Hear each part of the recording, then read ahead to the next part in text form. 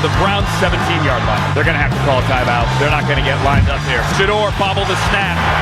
Ball is out. Browns didn't burn the timeout. They tried to rush to the line on 4th down at their own 34, and they turned it over. Disaster. 26-8. A disappointing end to Thanksgiving weekend here for the Browns. It's the Afternoon Drive with Nick Wilson and Jonathan Peterlin on Cleveland Sports Radio, 92.3 The Fan. The show is back. Nick Wilson, Jonathan Peterlin. We are thankful to be back on the air today. That open courtesy of the University Hospitals Browns Radio Network and some god-awful dunder-headed football by your Cleveland Browns. Not everybody, just a few very select participants. But today, we got Jax Gregory on the board. Yes! We've got Jake Murrin manning the 92.3 The Fan YouTube channel. Don't forget to give us a like there. And also, doing the producing today, we got Big Weege giving us the 2020s today. But it's a beautiful, blustery Monday in Cleveland, except for the Cleveland Browns, who now fall to 3-9 of the season. Hi, JP. How you doing? Hello. How was your extended break, the holiday, everything that was it everything you wanted it to be? Yes, because by the end of it, the Wilsons were sick of each other. Oh, is that how that works? Yeah, like by the end of it, by like yesterday evening, we had all had it. We all knew what our games were. We knew the tricks, and we said, let's get back to work. Yeah. Okay, so that makes me feel a lot better. On Saturday, I was at the auto body shop. I had to get a repair to my car, and it was a thing where I thought they were just going to check it out and then schedule for another day, and it was like an hour and a half in, and they're like, well, we can do it in like an hour, so we'll go ahead and do that. And I'm like, all right, you said an hour, and then it turned out to be like 2.5 hours, but I'm sitting there all day long, and I'm watching the Ohio State-Michigan game like from this auto repair shop, and I'm thinking to myself, you know what? Not a bad way to watch a sporting event. It's me. Nobody else. I'm just sitting here on my phone. I got peace and quiet. Not a bad thing, really. It's pretty much me in my office every Sunday and most Saturdays. And like this week, you gotta understand, Saturday, kids wanted to go see Wicked for good.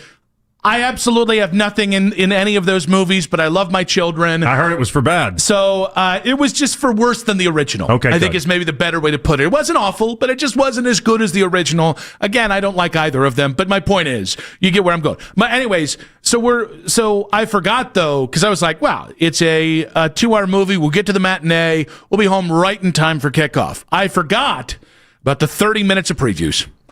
So I mistimed it by 30 minutes. So I missed, and obviously the game doesn't kick off at noon. So we're okay. It wasn't until about like 12:15 or so. So we really only missed like 8 minutes of the first quarter. But if there's ever any way that I can show that I love my children, that would be it. I missed the first 8 minutes of a game that every year I make sure nothing interferes with this. Was there no earlier times? No, we got the earliest time. Yeah, I don't know, man. I don't. It's a questionable call at best, but you got to do what you got to do. Now, this being said, that was like the juicy part for Michigan, by the way. The first 8 minutes, it really was. Yeah, it was. That really just kind of shows what kind of belief you had in the game itself. I knew, and I think deep down that's kind of where I was at with it too. It's I think deep down we just kind of all knew where that game was going. Now, I don't think we knew where the San Francisco game was going because once again, the Browns under Kevin Stefanski in 2025 have shown impressive ways to lose games. They continue to. And now, so yesterday was odd because it felt like everyone just wanted to yell about the special teams, and I want to yell about special teams, but I don't want to do 5 hours about yelling about special teams. You sure? Like, yeah, that doesn't sound like a good time to me. When I got into this business, I didn't get into this to yell about special teams for 5 hours. Bubba Ventrone sucks. Tell me what else is new. You know, what else do I need to see from this man to tell me that the special teams isn't going to be good, hasn't been good, and won't continue to be good?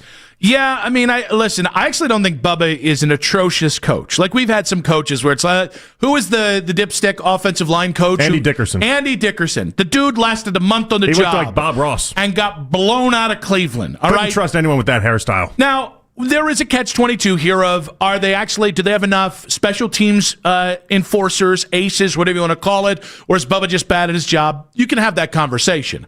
My thing is, you either coach it or you allow it. That's like the number one cliche I've heard players say to me. So at some point, it's not about Bubba Ventrone. At some point, it's not about an offensive line coach or a quarterback's coach. No, at some point, if the team keeps making the same mistakes, it's two things. One, you're not very talented, but the more damning is you're not very well coached. And that's like I can level Andrew Berry for what he has done the last 6 years, and it has not been good enough. He's been worse at his job than Kevin Stefanski has been at his job. But specific to yesterday, well, those special teams gaffes, that's the third game this season lost single-handedly by special teams gaffes. That is no longer on Bubba Ventrone. It's the guy who says, hey, we got a lot of, we got accountability out the yin-yang, and then the team continues to go make the same mistakes. The 49ers covered 16, 32, and 18 yards for their 3 touchdowns. What are you going to do in that situation? It's not as if Brock Purdy looked good in this game. It's that you gave him great field position, and then you screwed the pooch. And there are some plays I'd like to break down. There really are. Like Corley, I think that's a coaching mistake. I think not having the understanding and awareness to let the ball just go out of bounds in that moment, I don't know what else to call that but a lack of coaching there. Other things, though, like Gage Larvidan, it's on the coaches, not because Gage Larvidan missed the ball. It's because why is Gage Larvidan the one that's the returning player on that kick anyway? Mm-hmm. The guy, he was in straight clothes 3 weeks ago, and he's the guy that's relied upon for this? So, all right, this again, I'm not letting Bubba Ventrone off the hook, but at some point, the head coach takes victory laps within the media by saying, we don't fire people within the season because we're above that. Well, then you lose 3 games on special teams almost the identical same way. You have massive you have massive, gigantic plays that either you're giving up or that you yourself are giving away. I'll be honest with you, the number one play that pissed me off to no end, the number one reason why it's getting harder and harder to defend Kevin Stefanski, and I say that as a guy who has bashed Kevin Stefanski the last 2 years, that 4th and 1 call at your own 30. That's a fireable play. It's not going to get him fired, not at least today, but going for it on 4th and 1 in a game that is still relatively close with a quarterback who in the first half played as well as any quarterback has played this year for you. To basically take the game out of the player's hands, I thought it was the quintessential moment of galaxy braining. I don't know what the hell you were thinking. You've been playing a field position game all game long, and then you get down by what is manageable late in the game or midway through the game, and you go ahead and you go for it on 4th and 1 on a play that, I'm sorry, logic tells you they didn't practice it because nobody looked like they knew what they were doing. That, to me, that's the play where I kind of turned on Kevin in the game, and I was like, all right, Jack, what in the blue hell are you doing? So it was the play call that I get the maddest about. It's not necessarily going for it on 4th and 1 in that situation, because we see teams all across the NFL, they'll go for it in that situation, and we've seen the Browns go for it in that situation previously. It's the idea that you're doing a direct snap to Harold Fannin. Mm-hmm. Like don't get cute in that moment. The only way you see this mess up, it's such a simple thing. You just have to get a yard. It's either a Shador Sanders, you take the ball and you do it yourself, and basically you do a glorified tush push, or you hand the ball off to Judkins and you do it really, really quickly and you go for it. But you don't do a direct snap to Fannin. That's not the time to get cute there. Yeah, I'll be honest with you. I think it's the whole thing. It would have been much more defendable if they had just done the Wildcat there. But the point is, the idea that the special teams had already set the defense up for failure by perpetually putting San Francisco in an ideal spot. And in fairness, an elite defense gets at least a stop there on one of the many times that San Francisco got the ball in the best possible scenario. And you didn't. So that needs to be said as well. So what's funny, though, is this is the part where Stefanski thinks that he's actually an aggressive head coach. I think he gets confused as to what aggressive is. I think when he is throwing 5 yards, passes, he thinks that's a different version. But he's consistently been, in the time that he's been here, he will go for this play. We've seen him do it time and time again. They've gone for 11 4th and 1 plays this year. He lives for that. That's 7th most in the NFL. This is what he does. It's just don't get cute in that moment. Well, I think in cute is at the 30-yard line. If it's at the 50-yard line, I'm much more amiable to it. If it's 10 yards down the field, for the better, I totally am fine with it. It is at your own 30 when your defense is fighting for its life out there and has been set up to fail all day long. And at some point, you have to do the players. And by the way, there were moments where I'm like, oh, they're aggressive. They're trying to win this game, right? I remember I was loading up to get so pissed at the end of the first half because I'm like, they're going to go for 3. They're playing for 3. And then they made the big play to Fannin, which was which was a non-typical play. Loved it. And then you had the 4th and 1. That's a very... And then at other points, the 2-point conversion. At the other points, you're playing field... It's like, no. You either are playing the field position game all game long outside of a play at the end of the first half, or you're going to let that game slip away on top of just endless gaffes on special teams. And it's not just on special teams, but predominantly on special teams. Yeah, no, I think this is, again, it's an odd quirk of Stefanski, is that we've seen him go for this 4th and 1 play. We've seen him do it even on the 30 like that. It's something that he feels very strongly, and we just haven't seen him blow up in his face this way. But we've never really seen him try to get like a trick play off of it. And that, I don't even know what he thought Fannin was going to do. Was that supposed to be just a direct snap and then Fannin jump over and make his own tush-push play? Is that what he was going for? I would imagine it was just he was going to go for some low angle, get the snap, and just kind of wedge his way in there. We've never seen Fannin do that. Is the problem with that? Like, why is that? The problem is with the actual play call itself. To me, is I don't know why that's the call there, and it absolutely it was game blouses when that happened. I think my frustration is and Browns fans, you don't want to hear this today. I know you don't want. There's a lot of good in that game. I thought Shador in the first half had the best half of, I think, any quarterback that I can think of. Like, in terms of him doing what Kevin wanted to do while also making a big play or two. Like, that's the way that should look with the way Kevin wants it done. So that was a lot of good. Carson Schlesinger, holy crap, that guy's a hell of a football Even within player. like Shador, they didn't make any adjustments off of that. Like, did you hear any of Judkins in the postgame? Like, Judkins, it was outstanding. He's like, yeah. So in the first half, they just went with their 4-man front. They didn't do any blitzes, weren't aggressive at all in any sort of way, and so that's why I had a lot of carries. And then in the second half, where they had all 40 rushing yards the entire half, Judkins is like, yeah, they put 8 and 9 guys in the box. They completely changed, and they kept going back to me. Well, it's like, okay, shouldn't you have to alter your approach? You see, Saleh almost set him up in order to have that poor second half the way that they did. Not just that. In the first half, you weren't just running on first and second down. You were passing on first down and then running on second down. You were mixing it up, and then it felt like in the second half they said, all right, we're going back to running on first and second down. Here's the problem, is that the drive right before the half that we discussed, still in the first half, that was 9 straight running plays before Shador threw the ball to Harold Fannin. 9 straight, Nick. 9 straight running plays. Is that not good? That's not balanced football, I'll tell you that much. It was like right at the spot where the broadcast crew was like, hey, they've been on a really balanced game between the run and the pass. They just decided to completely eject from the pass button. 216-474-0092. That game was a much more competitive game that was blown wide open by a couple of coaching gaffes in the second half. And that's the stuff. That's like the third or fourth time that I can say that, where in a game where I'll let players make mistakes, I'll let Corley make mistakes, I'll let Larvadane make mistakes. I don't want my own coaching staff to crack open a game and just give it to the other team. But this is the Stefanski special. It's like kind of like a lunch menu, the Stefanski special. I'll order that one. It's the one where you continually show us different ways to not only just fail and put teams in awful situations. I don't know how he does it. Seriously, every game it feels like we're in, he finds some new way to just vomit all over his shoes. It's incredible. 216-474-0092. At Nick Wilson says, at Jay Peterlin on social media reactions on X, powered by Scheiben Jewelers, Cleveland's premier jewelry store. How much of the 49ers loss falls on the coaching staff? We got Daryl Ruiter coming up at 3:20. I think I owe him a kudos at 3:20. We got quick hits coming up at 3:40. We've got Nathan Zegura at 5 today. Browns analyst will get his take on the loss yesterday, and then the lead coming up at 5:20. But we want you guys to hop in either on the 92.3 The Fan YouTube chat or, of course, by giving us a call, 216-474-0092. How much of this falls on the coaching staff and the Browns' missed opportunity? Coming up in 5 minutes on 92.3 The Fan.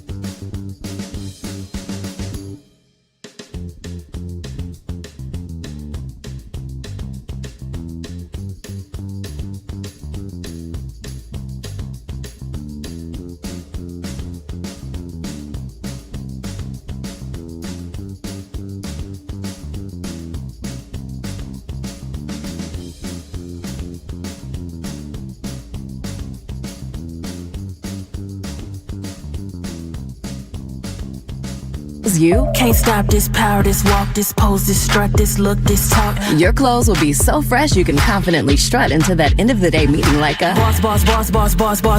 Let's talk business in my office.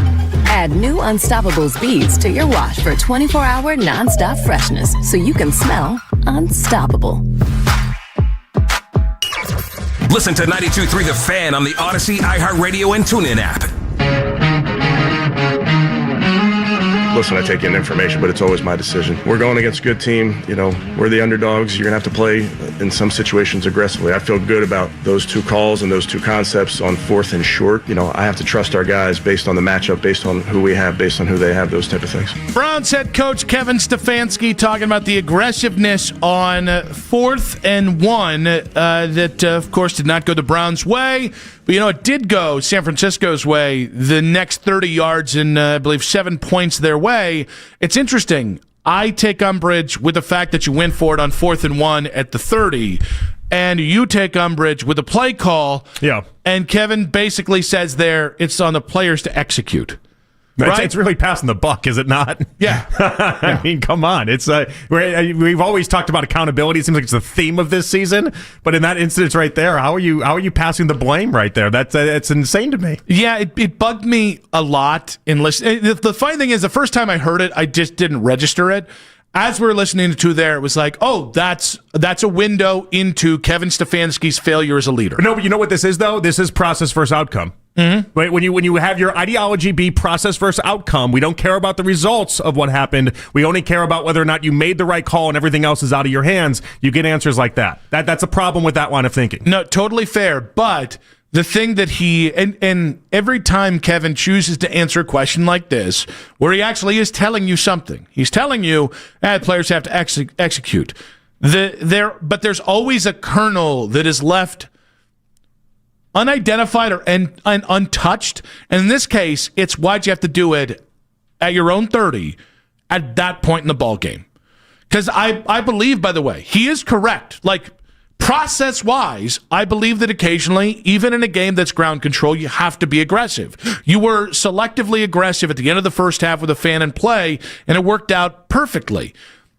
You were 20 yards short of where that play would be acceptable. And what's interesting is, I don't mind losing in and of itself if it's going towards something greater, right? And I watched Carson Schwarzenegger play yesterday. He was fantastic. Mm-hmm. Harold Fannin Jr., the Yak King, who could have seen that coming? There were some great plays on defense, just single-handedly the guys made. Miles got another sack. Mason Graham continuing to do things up the middle and continuing to show that if you actually watch football, you see a hell of a football player happening there, right? There was a lot of good. The first half was Shador. There was a lot of good that can be gone, it can be taken from what you did. Judkins had some nice runs. Honestly, guys, I thought Tommy Rees in the first half was in his bag. I thought mixing up the run and pass, I thought some of the different kind of, not trick plays, but some of the different plays that they were trying to do at different times. Even their end around worked, which some weeks it does, some weeks it doesn't. I want to say it worked twice in that game. So there were some things that I really liked in this game. It's not that they lost, it's how they lost. And I cannot fathom why Kevin Stefanski is comfortable turning a competitive loss into a non-competitive blowout.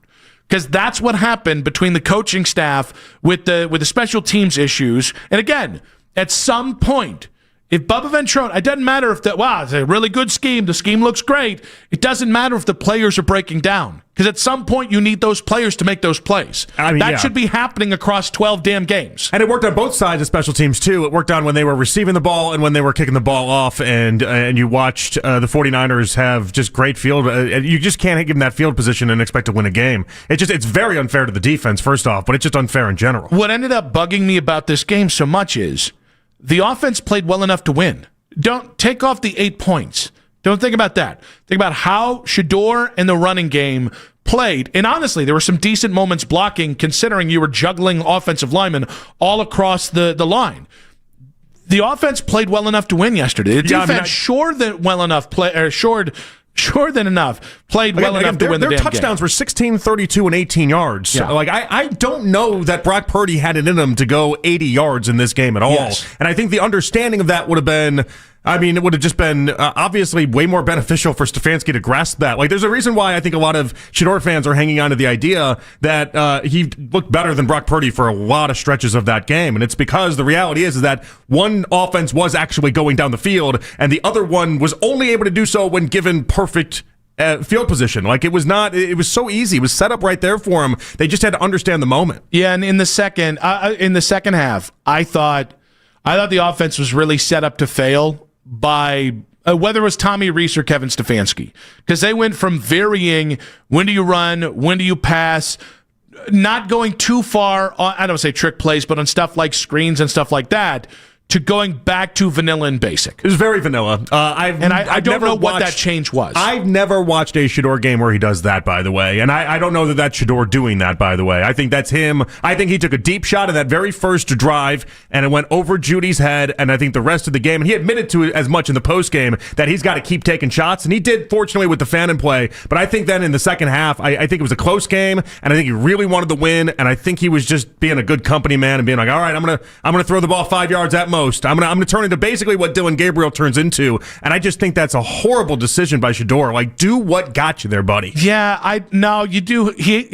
This goes back to like the post game comments in defending Stefanski. They want him to prove you can toe the company line. It doesn't make it right. It certainly didn't help them play yesterday. But like in the first half, I thought Saleh said, hey, we're going to give you all the little underneath stuff. We're going to give you the opportunities to do to get to third and manageable. We're just not going to let you have the big play. And then in the second half, as you pointed out in the first segment, he flipped it. It was, we're going to take away the short stuff. We're going to take away the run game. And what kills me is they continue to neuter Shador.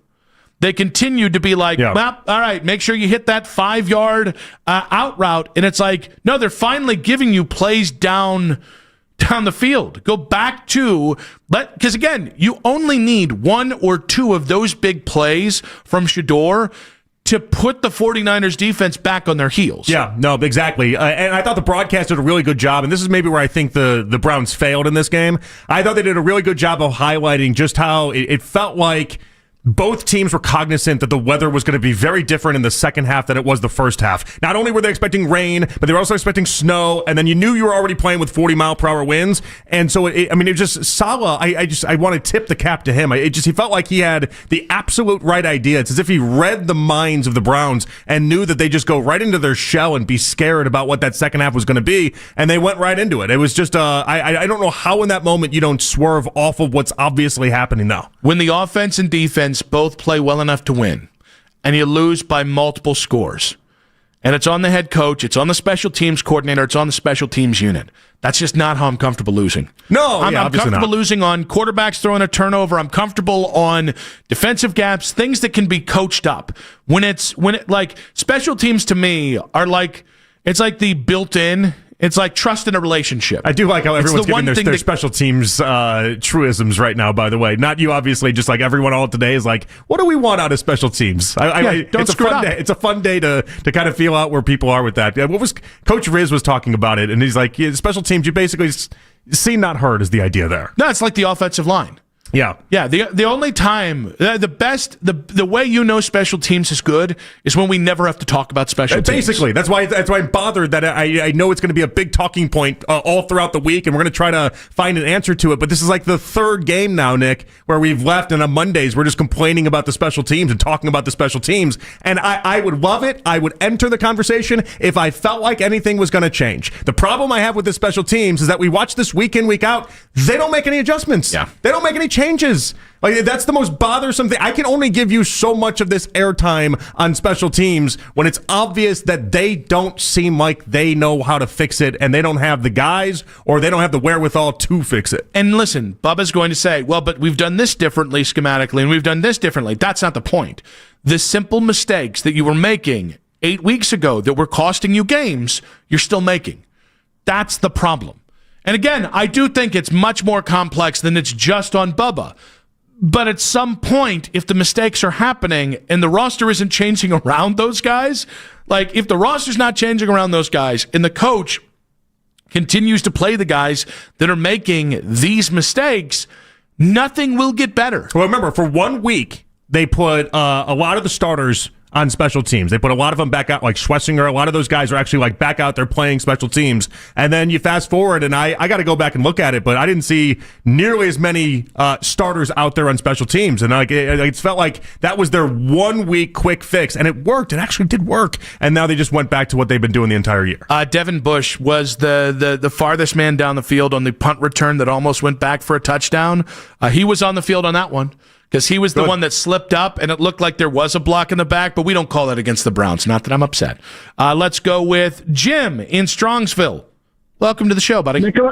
Hey, guys. Listen, first and foremost, I thought that game started flipping, and I don't want to put it on defense. Defense had a great game, but look, you gave those 3 points before halftime, and I was just like, why? How? Why? It made no sense. I don't know. Like, you needed to close that out with the lead. And not just because I had the under in the Browns in the first half. You had to close that out. That made no sense to me. Secondly, Nick, I get what you're saying, but you can't say, well, take the 8 points out of it, but the offense they didn't play well enough to win. You scored 8 points. That's not enough to win. What were you going to win, 8-7? No, I'm saying that real quick, Jim. I'm saying the players played well enough to win, and the second half they were put in a position to lose. Well, look, the coaching thing is that is what it is. Jonathan, I'll say this to you. Listen, Shador might be a long-term project. He might. Well, I'm not seeing anything that makes he's still floating. He really doesn't have. He's got good arm strength. He really doesn't have the arm strength that it's going to take. He's just not seeing the. You know what I mean? He holds the ball. Jim, he had more time did you miss Did you miss the play last week that he threw that like guys on the broadcast were saying most NFL guys didn't know he could make that throw? Which one was that? The Isaiah Bond throw or what? Yeah, the Isaiah Bond throw. Was that the one where he underthrew the receiver or Fannin, and then Fannin came back and caught the ball and then ran it in for? I mean, that one, the underthrown pass, is that the one? I don't know how we're talking about arm strength. I don't know how we're talking about Shador after 2 games. It just feels like the wrong thing to be talking about at the moment. I mean, we won't talk about Shador. There's no denying that. It's all garbage, guys. The whole offense is garbage. Flush the whole thing. If you think you're going to find lightning in a bottle with Shador, what? If I had confidence, Jim, I don't know that anyone thinks that it's lightning in a bottle, but I think there's people like myself that want to see for the remainder of the year if there can be something there. Yeah, but why are we? I just don't get why we're writing Shador off the last 2 weeks when I think for 1 week to 2 week we're seeing actual improvement from Shador and the things they want to see, which is the thing we never got from Dillon Gabriel from 1 week to 6 weeks. I agree with you there, but here's what I'm saying though: is like you guys I think we're so starved that we just keep lowering the bar for what's acceptable around here. And Nick, I hate to say that, but your whole like the offense played well enough to win. That's like loser town talk. That's like we've lowered the bar so low. Oh, not loser town. I don't want to go to loser town, Jim. Please, how do I avoid going to loser town, Jim? Is that adjacent to Titletown? Is that it? It's Titletown and then Loser Town? Jim, we appreciate you, buddy. North side, Johnny. I don't want to hear about it, buddy. Because you're there. Oh, no. Oh, Lord, we're in Loser Town. You got some prime real estate there in Loser Town, according to Jim. Okay, so the thing that I agree with Jim on is that we have normalized this thing to a level that it is incredibly low. Our standards are incredibly low. That's true. That's true. But when you do not have 30 points a game to go off of, you have to go to all the other things to grade. And if we go by what they said they wanted, right? They want Shador to be better in the pocket. He was better in the pocket in this game. Like I would say, night and day better in the pocket. Now, I'm not talking about calling out defenses or calling out coverages or whatever, but I'm saying he stood in the pocket and delivered a couple times in ways that he didn't the week before. So here's the thing, though. It's total yards, 49ers 252, Browns had 253, and then if you I'm going to box score jockey this for you guys, but Brock Purdy was 16-29 for 168 with a touchdown. Shador was 16-25, 149 with a touchdown. As far as the running game was concerned, 91 total yards for the 49ers, 138 for the Browns. You won in a lot of the areas, or at least were playing neck and neck in a lot of the areas that you're supposed to in these games. The quarterback wasn't the difference in this one. It was clearly what happened on special teams. I was supposed to give Dillon Gabriel a pass for what I would say is an ass game against Miami, even though they won by a lot, because, the weather. And then we can't have that same conversation with Shador, who, by the way, I thought played reasonably well yesterday. Not great, right? Not great, not awful, just reasonably well. 216-474-0092. How much of this loss falls on the coaching staff? More from you guys, and let's say a mid-game not great between Shador and Judy and what that means. That's in 5 minutes right here on 92.3 The Fan. Hey, it's Nick Wilson.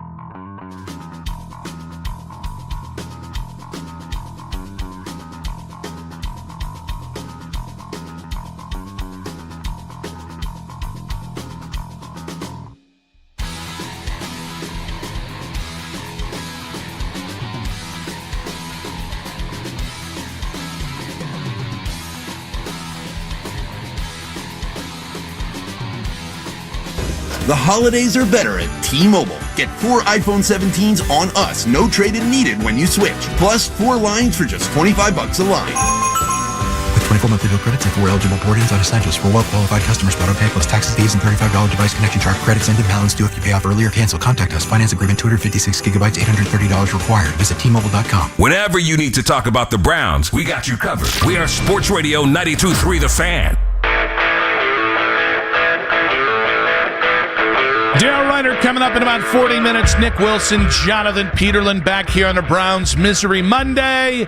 Hashtag they not good. Now, this being said, in the midst of the game, we did get a nice little video of Jerry Judy and Shador Sanders disagreeing about some play they were rewatching, and it sure looked like Jerry Judy was at the end of his rope, and it kind of looked like Shador was too. It did. Once you could tell, like Shador tried to explain himself, and that was not a good enough answer. And it was like, I don't know what else I can tell you here. Like, yeah. Again, we don't know what he said. This is where we needed one of those TikTok, the people that read lips. We need one of those people. You know they're not accurate, right? I don't know that. What do you mean? They're like professional lip readers that go on TikTok and they read lips of people and then they tell you what they said. Has this all been a ruse the entire time? It's like mediums. How do you know they're right? What do you mean? They could say anything, and it could be, he's saying here that he really likes ducks. And listen, maybe I'm the idiot for being like, when they intro the video and it's like, I've been a professional, or not, I don't know, what do you call a professional lip reader? I don't think it's a thing, but I think it is now. They've been reading lips for like 15 years, and then they go right into the breakdown. Is it all just is that a hoax? I'm okay. I don't want to besmirch a whole industry. But do I think there are a lot of frauds there? I don't know if they're making a lot of money off the whole ordeal. Do I think there are a few people that can talk to the other side and everybody else is just making money off those guys? You think lip reading is just not a thing that people can do? No, I think it is, especially for like people who are born deaf. A lot of people with hearing issues can. I'm saying people who try and monetize it on social media don't seem to be the most honest people that we've seen. It's a skill set. How do you know about their integrity and whether or not they're honest or not? It's a skill set. If you can on social media, you should think 90% of people are full of crap. It's not a bad way to live life, I guess, but I choose to believe in the lip readers. So when you see the videos, I choose to believe in the lip readers. When you see the videos where the husband tells a joke and then the wife goes like, oh, you think that's real too? I don't think those are real. Okay, no. I just want to make sure. No. I didn't know what was real and what wasn't real on social media. There's a lot that's phony on the internet. We can establish that. But for some reason, I think the integrity stops and starts with the lip readers, and they always have the same like intro. But you don't want to know why? It's because they seem like stand-up people. The lip reader part of TikTok. What makes them stand up? They JP? look like librarians. They don't look like they're not Instagram thoughts. They're not anything like that. That's how you know. They look very like. If it was an Instagram thought, I might actually believe it. I just want to read lips and tell you guys what scandalous things people are or aren't saying. And the other side of this, they never say anything interesting. That's the other part. It's they constantly were like, whoa, Obama just told Trump this. I'd be like, all right, clearly that's not real. But they're always like, oh yeah, they were joking about a sandwich that they ate. Yeah. So this is the same thing. It's never really interesting. It's the same pseudoscience used for mediums. Your dad? No. Mediums says are just frauds. You like sandwiches? No. Mediums are frauds. I do like sandwiches. Lip readers are a real thing that exists in society. So why would it not go to something that the one thing you could capitalize financially on is being able to read lips in a TikTok setting? Why wouldn't you finally capitalize on it? It's like having a parlor trick that makes you no money for your whole entire life. And then it's like, bang, people on TikTok want this? Because they're all the same. Nobody's interesting. There's nothing interesting that comes out in these exchanges. I want something out of this exchange. I think there's something interesting. It's like the masters of banality. I think there's something interesting that has happened between Jerry Judy and Shador Sanders. I want the lip readers on the case. I like the Polynesian sauce. I know what Posick said too. I like Chick-fil-A sauce. Oh, they're fighting about which sauce they like at a popular restaurant. It'd be really funny if that was the argument, and they went to the little tablets too, and it was just like a bunch of different condiments on the tablet. No, I think Jerry Judy's. I think he was crashing out. I think he's been crashing out for a while now. I don't need a lip reader to see he was crashing out. And so this is the part. So like 2 weeks ago, we break down that whole like minute and a half exchange, and people are like, "What are you guys doing? He just had a bad day. Just give him a break. The man had a bad day." Guys, it was so obviously not just a bad day. He was telling everybody that would pay attention, things are wrong here. I'm not enjoying what's going on. I'm having the worst season I've ever had professionally, and we need to figure this out. And so you're going to have moments like you saw on Sunday when you haven't taken care of the heart of the issue with Jerry Judy. And the heart of the issue is that when you start the game, Nick, with your first 7 receptions for Shador Sanders going to 6 different wide receivers, me and you look at that like, cool, he's spreading the ball around. Jerry Judy looks at that like, oh no, this isn't getting any better for me. Yeah, I really actually want to, I don't want to like hammer Jerry today because I think that's easy. And I understand, like Jerry Judy is coming from a place of this is my career. And in fairness, Jerry's not helped himself with drops and with little mental mistakes that happened early in the season. Fumbles. Also, in fairness to Jerry Judy, he's had 3 different quarterbacks, and you saw how the first 2 of the 3 quarterbacks played in extended time. So I don't know what's going on. I will tell you, as somebody who wants Shador to be good, as somebody who wants Shador to make it so we can talk about left tackles and wide receivers this offseason, because I'm not really in love with this quarterback class as of right now, and I don't know much is going to change on that. Dante Moore got a C.J. Stroud comp today from one of the big scouts. But as somebody who wants Shador to be good, in the same way that him defending Kevin Stefanski and shutting down the narratives on Friday would have helped him show them he's playing the game. He's playing the game they want him to play. I think this is a great opportunity for Shador to show leadership and to find a way to get right with Jerry Judy. I think the only way to get right with Jerry Judy is do what Dylan Gabriel did in the Jets game, where you target him 1,000,000 times and you make him the focal point of the offense, and that's just not how Shador operates. Also, well, okay, and here's the other problem with that. Jerry's not good enough to dictate that. Right. What I mean by his brain hasn't caught up to that yet. Like he can be, well, he's not. It's not his job to know that. It really isn't. Like I don't expect self-awareness. Part of your life is to have the self-awareness and understand who you are and whatever role you have. And I think he thought he was what he was last year, where he was 1,100 yards and did have this great breakout season. And I don't think his brain's adjusted to this new version of how he's perceived. So I by the way, there's some middle room in between. He's some semblance of the guy we saw last year and this guy.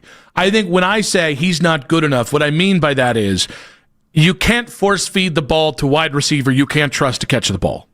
And that's just the reality. And Jerry does have to understand that. But from Shador's side, Shador has to continue. I think the Shador Jerry Judy thing with 5 games to go can absolutely be something that you can try and build something real on, because if you can get through to Jerry Judy, if you can make him more comfortable, if you can help him stop from crashing out, I do think that's a way you can earn trust in that locker room. Right now, it seems like when Shador needs a big play, he's dialing it up to Fannin, and he's not even thinking about Jerry Judy in the moment. Yeah, and I think he's right, by the way, because I think Harold Fannin Jr. has accepted the assignment and done his assignment. They have a real connection, those two, it seems like. And again, I think Fannin has not let the quarterback down the way Jerry has.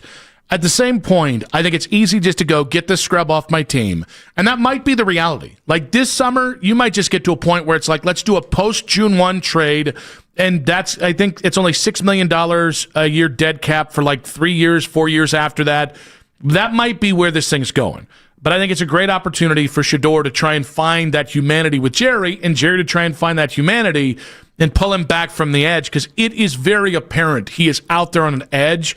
And I don't know, you have another week to go with this before it gets really, really ugly. I just thought it was really interesting. I've watched a lot of Shador Colorado, and Shador Colorado, him and Travis Hunter, they were best friends, though, so it's a little bit different, that dynamic. But like Shador would get in his face. Shador would yell at him constantly. Shador would be like, he won't just sit back and let you go ahead and go at him and say, like, okay, everything's awesome. It's not really how he operates. And so I almost wonder if Jerry Judy was caught a little off guard, that he didn't just kind of take the brunt of the beating and then just kind of accept it. But it was a definite awkward exchange. 216-474-0092. What's your read on the Jerry Judy, Shador Sanders a sideline exchange? We got a bunch of calls here we're going to get from you guys. You're going to hear from Shador on the sideline skirmish himself in 5 minutes on 92.3 The Fan.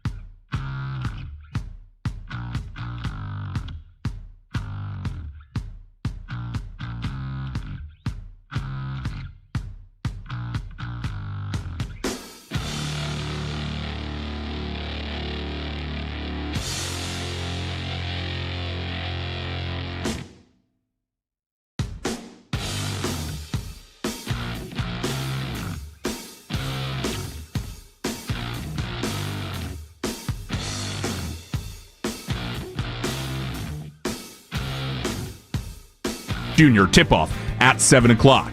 Want to catch highlights from The Fan from earlier today? Get over to 923thefan.com or favorite The Fan on the Odyssey app for all of today's headline segments. Headline sports news every 20 minutes on 923 The Fan. From the University Hospital Sports Desk, I'm Jake Volnick. You can now stream The Ken Carman Show with Anthony Lima live on the 92.3 The Fan YouTube channel every weekday from 6 till 10 a.m. Subscribe to the 92.3 The Fan YouTube page now for free. It's the 3 o'clock hour on Afternoon Drive. Daryl Ruiter coming up in about 20 minutes. Quick Hits coming up in about 40 minutes. Why on earth is anyone replaying the Broncos-Commanders game from last night? At this time, they do this every week. They just replay the Sunday Night Football game. Couldn't they replay like a good football game? Oh, you didn't enjoy that game? I lost years of my life watching that game last night. Wait, it went into overtime, didn't it? I mean, that's a fun thing. No, but there's a lot of bad football. Marcus Mariota should be banned from starting. Or can we also talk about the pronunciation of Marcus Mariota on the broadcast last night? It was a mixed bag. They couldn't decide. Tirico and Collinsworth couldn't decide how to say his last name, so they just kept alternating between the two. And I don't know where we ended up, if we're going to be honest about it. I think it's Mariota. I think that's always how I've heard it. So Collinsworth tried doing it the way that Mariota had it on his introductions. But then Tirico kept doing it the way that everyone traditionally knows it as, and it just made for a hot mess of a situation. The game sucked. All right, yeah, it went to overtime. A lot of crap football in it. I don't know why we're playing it. They're playing it on the television right now. I think that's part of the rights. I think the rights deal is just whatever Sunday Night Football game is. When we come in here on Mondays at this time, we should be flexing this. It's just always on. You want to? We have a remote control. Yeah, that's our flex right here. We have a remote control. No, this station, this is the NFL Network. They need to flex this. All right, you got bought by ESPN. Flex this. It's a bad game. It was not fun. Okay. I was seriously like halftime. I got pissed. I was like, this game is boring. We're not saying anything, and I'd be like, but what about? I was like, no. So yesterday in general, though, and I don't know if you felt this way as well, and this upcoming week is going to be might be one of the best football weekends of the year between the college football slate, and there's like 7 awesome NFL games coming up this weekend. So I'm like the Steelers Ravens game is like the 4th best on the schedule. Okay, yeah. So like it's going to be awesome. But I thought we got a lot of leftovers because you put too many games on Thursday on Thanksgiving. You had an awesome game on Friday, and so we just kind of got. We kind of got the leftovers, and it just kind of came and it went, didn't it? Also, if we're going to do Black Friday football, can we have it at a part of the day I might be home to watch it? Well, so that's because of the laws, right? We do this every year for this now. They had to put it. There's a long-standing law that says that you can't have professional football at the same time as high school football in this country, and so they have to put it before that 6 o'clock window. It's got to be in that 3 o'clock window because it's got to be done by 6:30, whatever that is. I'm totally cool with that until November. Once we get to, and I know it sandbags championship games, I get that, don't care. Once we get to late November, I no longer want that rule. It should be like that rule is enforced from like August through October, and then after Halloween, all's fair. But all this being said, we are talking about the Donnybrook, kerfuffle between Jerry Judy and Shador Sanders. Here's what Shador had to say on the matter yesterday. Like as players and as teammates, we have to be able to gel with each other and be comfortable with each other in every situation. That takes time. That takes a lot of things. So, this team is not going to be a microwave thing. We're going to have sparks. We're going to have here and there, but it's going to take time to be able to develop that chemistry with everybody, to be on the same page with Jerry. Of course, you want to be able to get him the ball, but you got to understand it take time. Yeah, and I think Shador's messaging is right here, and I think this would be the messaging hopefully Shador can share with Jerry. Not only is this going to take time, but you've got to let me lead you. Well, this is part of the reason, we talk about not getting first-team reps. Like, this is part of that, is that, like, that discussion exists because right now Shador would rather go to Gage Larvidan than he would Jerry Judy. Why? Because he has a connection with Gage Larvidan. He's already built that up. And the limited time he's had with Jerry Judy, we haven't seen it work out in a really successful way. And so I like how Shador's like, oh, yeah, we're going to have to take time with it. But the reality for Jerry Judy is that his season's slipping away. Yeah. What he thinks about and what people think about him as a wide receiver is slipping away. And so I think he's very worried about it. So the timelines are they're a little bit different right now. Yeah, the only thing I would say to Jerry is because of the way your contract is written up, outside of a post-June 1 trade, you're not getting moved. I would agree with that. They're not cutting you. They're not Whether it's post June 1 or other, it's not good. And even cut that seems Judy. really hard to actually pull off. I mean, you could do it in theory, but what I'm talking about is the idea that we don't have wide receivers. You're going to tell, even if he's a number 2 wide receiver, and I get the drops and everything, you're just going to tell him to hit the bricks. Like that's not how these teams operate when it comes to the place the Browns are in right now and how starved we are for wide receivers. Yeah, I mean, Jerry at worst is going to be the number 2 receiver next year, and whether it's Shador or a first-round quarterback. It's just weird to me that this thing is falling apart while Shador's the quarterback, given how patient and how verbose Jerry was about Dylan Gabriel. Yeah. A guy who, he checked in for one play yesterday on 1st and 20 and immediately threw it to the line of scrimmage and turned a 1st and 20 to a 2nd and 20. I thought wanted the play to was cut him then. I thought it was going to be picked. Yes.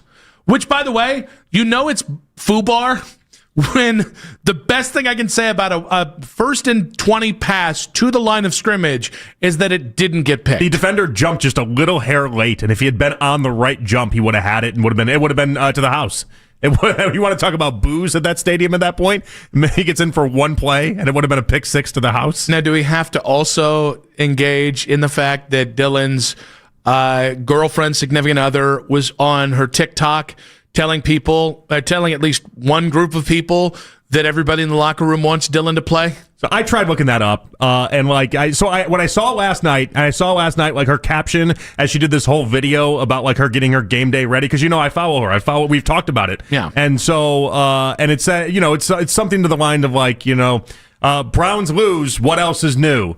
And then did a laughing emoji, and I was like, oh no, this is not going to go well for her in the comment section at all. And I clicked in the comment section, it didn't go well for her at all. Yeah. But like I went back and I tried finding that interaction. To me, it doesn't exist. Either she deleted it already, or I can't find it. Is the point? I would have no problem if it's real. One, it might not the sentiment, but guys, a player's girlfriend sticking up for her boyfriend or husband, yeah, that's okay. Not much of a shock. But I didn't love, though, when I saw the caption, I thought, this is your caption? Because it does make you seem a little mad about the whole ordeal, which you should be, though. If you're her, you have to. I mean, I get her frustration. I don't want to stick up for it in any sort of way, but I do get her frustration. Yeah, I think, I don't know. It's catch-22. Being wife or the wife or a girlfriend of a player, fiance, whatever, it does come with benefits when the team is good. Like, you do get a lot of extra glow up and love on social media. I don't know it should come with the opposite. Okay, but here's the rebuttal I would have if I was Dylan Gabriel today. And it's not like I'm going to sit there and be like, hey, you're my fiance, you need to act a certain way or anything like that, because that just comes across in a really horrible way. Yeah, only somebody with who would say their house is like in the 1950s. Yeah. Only somebody like that would do that sort of thing. It sounds like that type of person. Yeah. But I would say, and I would do it as gently and maybe as tactfully as I could, is that in the NFL, the backup quarterback is supposed to be like the furniture. It's supposed to just kind of exist and not really have anything else around it that happens or interesting or anything. And this has been a commotion today. It has been. And like backup quarterbacks aren't supposed to have any of this on their doorstep. This is the whole thing with Shador was the idea that backup quarterbacks don't get to bring any sort of noise, and she has brought noise today. I will just defend her and say she's allowed to do whatever she wants. And if you're pissed about Dylan Gabriel's significant others' comments on TikTok, I think this is probably where we draw the line and say get a life. Because I kind of feel the same way that people get mad when Shador Sanders says stuff. It's like, guys, and this only becomes a distraction if you allow it to be a distraction. And so when the Browns, when people say, how can the Browns tolerate the noise around Shador? It's like, are you a professional organization or are you not? Well, so the Shiloh stuff was different to me. And clearly I'm showing that I spend too much time on TikTok over the holiday weekend. Clearly, a lot of TikTok. Oh my gosh, I'm just on it all the time. It's ridiculous. But like the Shiloh thing, what I thought was different there is like the end result out of that is, okay, great. Shiloh's in town, meets up with Shador's mom and Shador, and they're talking about him while at the Thanksgiving dinner table going over plays. Like, if the biggest crime in that video is the man just wanted to read plays during Thanksgiving dinner, like, that just shows me a dedicated player is all that. Even if it's performative, whatever you want to call it, but like he was interested in, I don't know, doing the work on Thanksgiving. It would seem like the biggest crime in the video was Pilar Sanders putting her elbow in the greens. That seemed to be the biggest crime, at least from Shiloh's side of things. Now, with Zoe's video, at one point she's like, do I look like a bean burrito in this? And the mom pops in and is like, you're a perfectly cute bean burrito. Wait, really her funny. mom did that? Yeah, her mom popped. She's like, I think I look like a bean burrito in this. And then her mom pops in and is like, well, you're just a perfectly cute bean burrito. And I'm like, that's nice.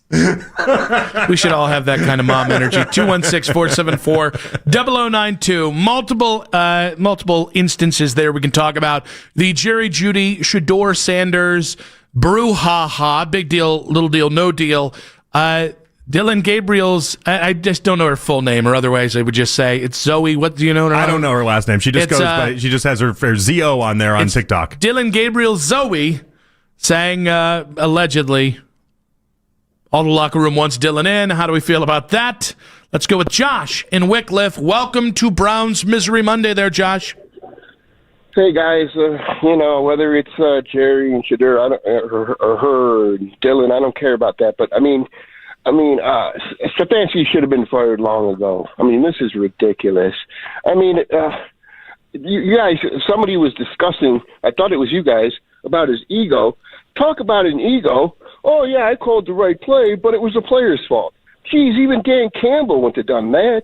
I mean, it's the most ridiculous thing I ever heard of. And even he's got 2 Coach of the Year awards, and you can give them to Joe Flacco and Baker. He really doesn't deserve any credit at all. And when he does not respect his team, he doesn't think that they have a chance to win. I mean, when you're down 30-13 against the Steelers, you don't kick, you don't try to go for 2. And even yesterday, you're down 7-0. Why don't you kick a field goal? Why don't you just do that? Or if you're not going to kick a field goal, why don't you go Wildcat? Everything he does seems to be suspect now, and I'm just sick of it. And it seems like it's stupid to change a coach right now at this point of the season. But why not?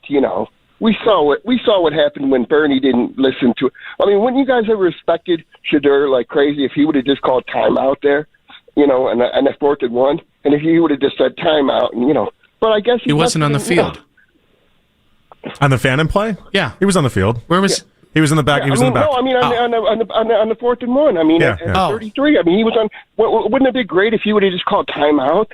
It's a total pro. I mean, that's all I'm saying. And yeah, I'll let you guys go because I enjoy the show and listening to you too. Josh, we appreciate you, buddy. Thank you, Josh. And we'll let the record show. It's been widely set in stone that Stefanski no ego apparently. Yeah, no, we can't say that. We can't say it. We can't ever accuse him of having an ego. Nope. Because he just he's basically Andy Griffith. I was going to say Mother Teresa. Might as well be. Yeah.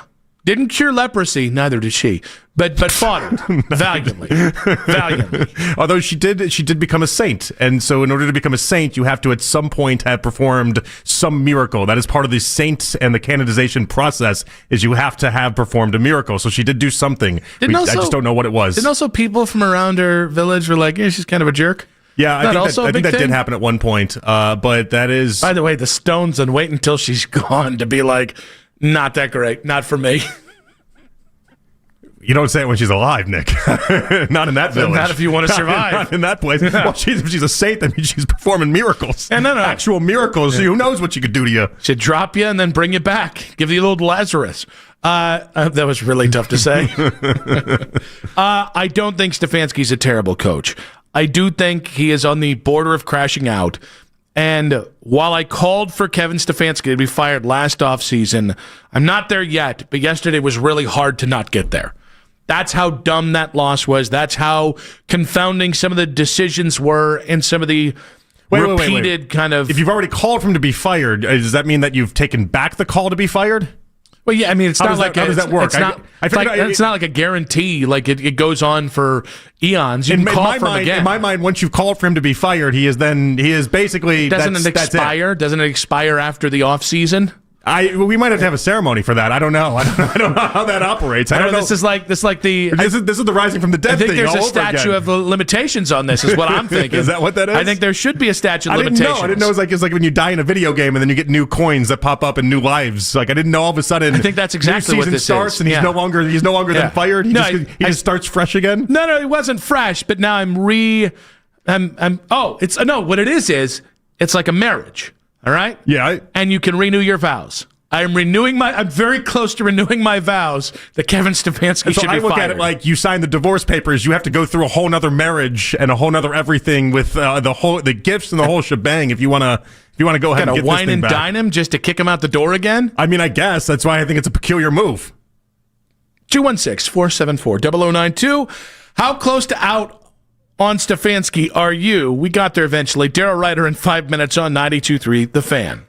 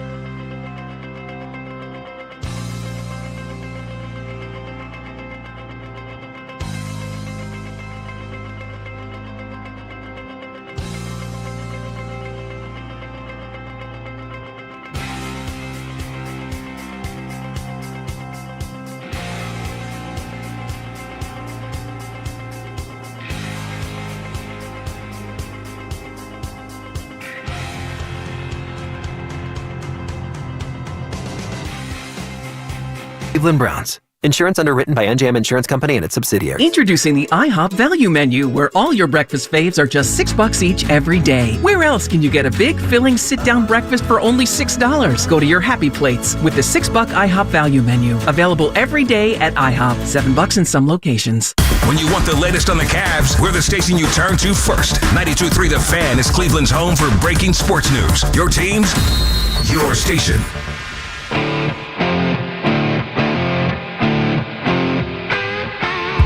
Back on Afternoon Drive, Nick and JP with you. We got quick hits coming up in just about 20 minutes, talking about a Browns misery Monday and what to make of the latest loss. The Browns now 3-9. Good news, the Jets won, and that was good, right? Yeah, really the only team that kind of helped us out in that scenario. Yeah, and by the way, it just looks like the Titans are going to have the number 1 pick. We should just get used to that. Also, Jacksonville is now like 26th. That's fine, guys. They're now first in the division. Jacksonville is. You know, they're gonna. This is what's gonna happen. They're gonna play reasonably well, and then they're gonna get popped in the first round of the playoffs. And you're gonna have like the 20th pick. Are you saying you don't regret not firing Kevin Stefanski to hire Liam Cohen? Duval. It's working. It's not like Trevor Lawrence looks any better this year. Anything can work for a year in the NFL. Let's put some respect on that man's name. He can earn that respect. Ben Johnson, Mike Vrabel. Now give Liam Ben Cohen, Johnson. Come on. Ben Johnson. Ben Johnson's coming off a real win. He's not just beating crap teams. Somebody had to say it. Although that was the narrative. This last week. Until this narrative. week, the narrative is dead. I liked shirtless in the locker room. I kind of did too. And I was like, his stupid saying that he has is very infectious when he starts winning the way that he is. What's the saying again? Because I've now forgotten it. I can't repeat it. But it's like be better, be good, be at your best. It's like it's dumb, but it goes in. It's like it might be like 30 words long, but they all repeat it after each little stage. And when he actually does it, it's kind of cool. You got to simplify it to something like tough, smart, accountable. It's way too long. I'm impressed everyone remembers it because it might be like 37 words. That being said, the Browns are still booty cheeks to talk about the Cleveland Browns. We welcome on, as we do every single misery or victory Monday, our Browns beat reporter Daryl Ruiter, brought to you by Scheiben Jewelers, Cleveland's premier jewelry store. Welcome to the show there, Daryl. Hello, boys. Hello, Daryl. There we go. How we doing? Hi. We got you. So I guess we'll start with the blame org chart here. Who you blaming for yesterday? Kevin Stefanski and Bubba Ventrone. Anybody Pretty else? simple. Anybody else? Yeah, I mean, I felt like Kevin took the ball out of Shador Sanders' hands in the second half. I like the aggressiveness going forward on fourth down. Certainly don't like the choices he made as far as the actual play calls go.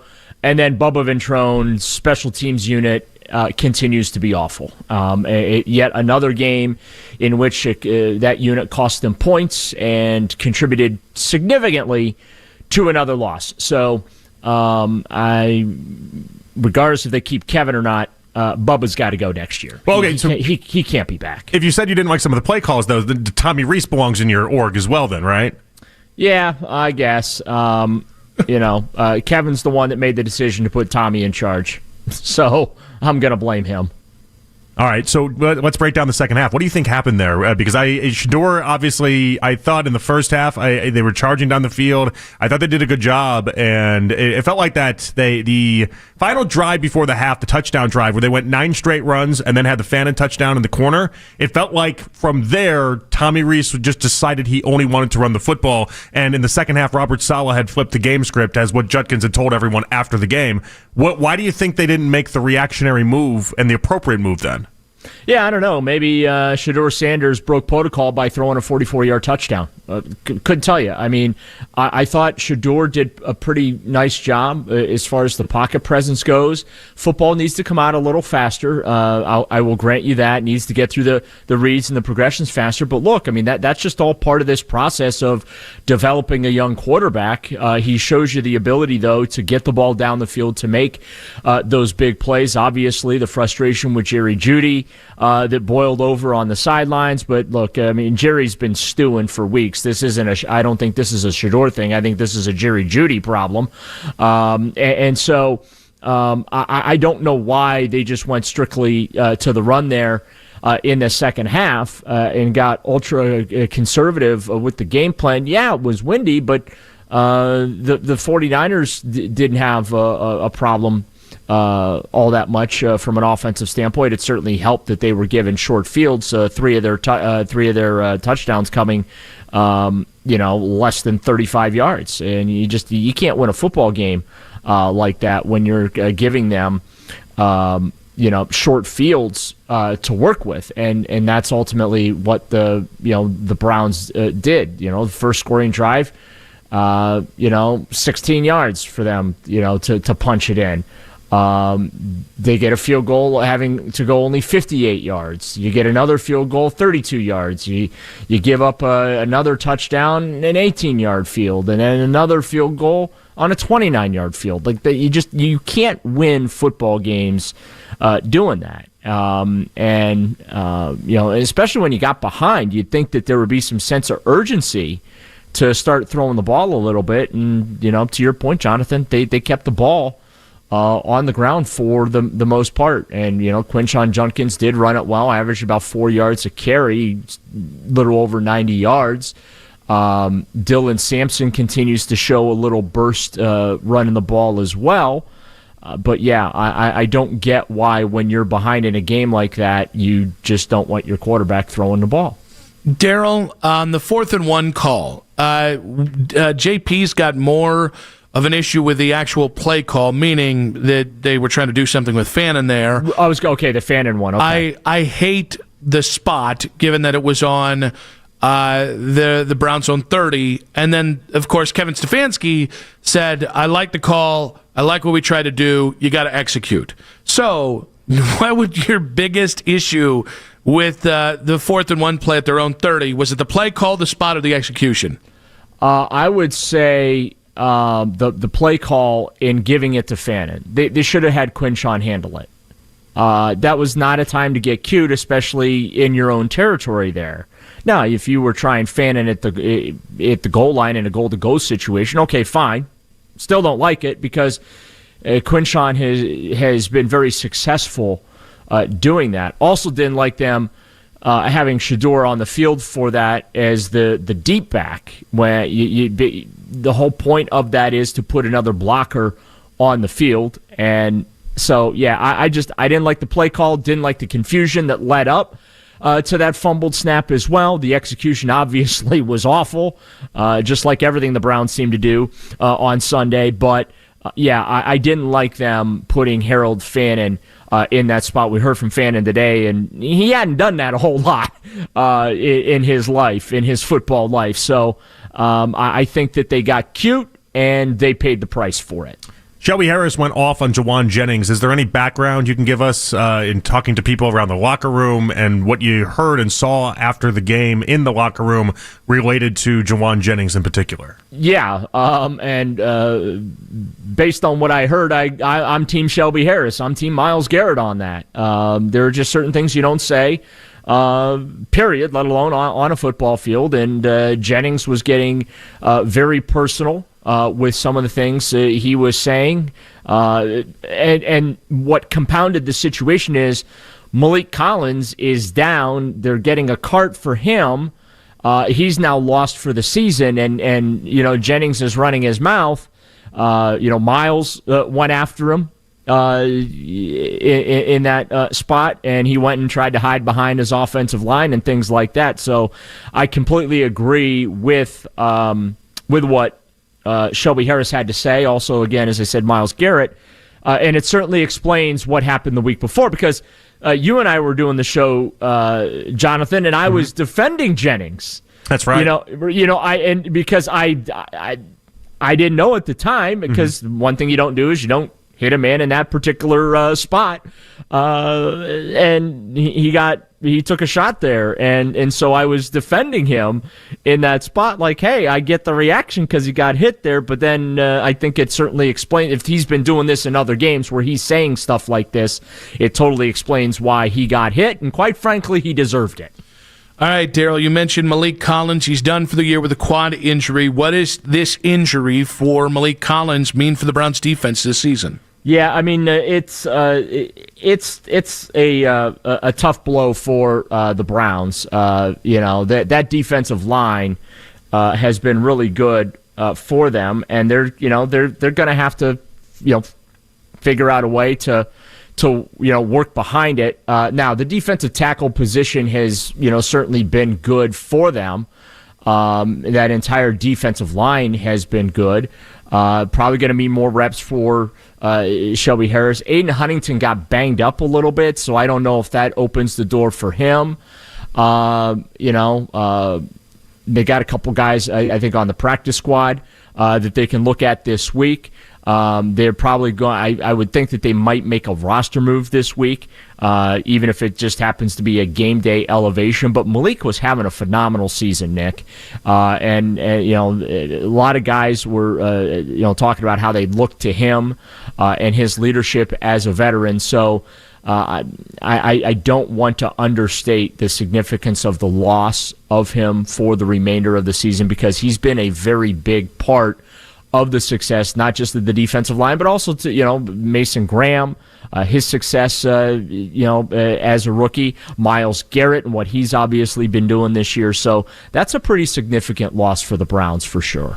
Daryl, great stuff, and thank you again for knocking Dan Sitton out of the playoffs, which ensured me a place in one of the final 4 teams in our fantasy league. I will respond in kind by getting the crap kicked out of me next week by you in the first round of the playoffs. You're welcome. Yeah, I did end up with not only the best record, the top seed, but the largest point differential. I did not just win games this year. I obliterated people. It was phenomenal. But the regular season's over. It doesn't matter. Yeah, you don't win anything off the regular season, Daryl. I know, but hopefully my team continues to show up week in and week out like they have. That is when the players are actually playing. Am I on the other side of the bracket? I think you are. Yeah, who am I playing? Kevin, I think. Because I think Kevin's going to leapfrog me into the 3rd spot there. There we go. It's always Kevin. It's always Kevin. Hey, Daryl, you're a mensch. The humbleness and humility on the fantasy football front is amazing. We appreciate you, buddy. I look forward to playing both of you in the postseason and beating you. God, it's going to be really nice if I get that week 1 win. That would be very nice. Daryl Ruiter there, brought to you by Scheiben Jewelers, Cleveland's premier jewelry store. Quick hits in 5 minutes on 92.3 The Fan.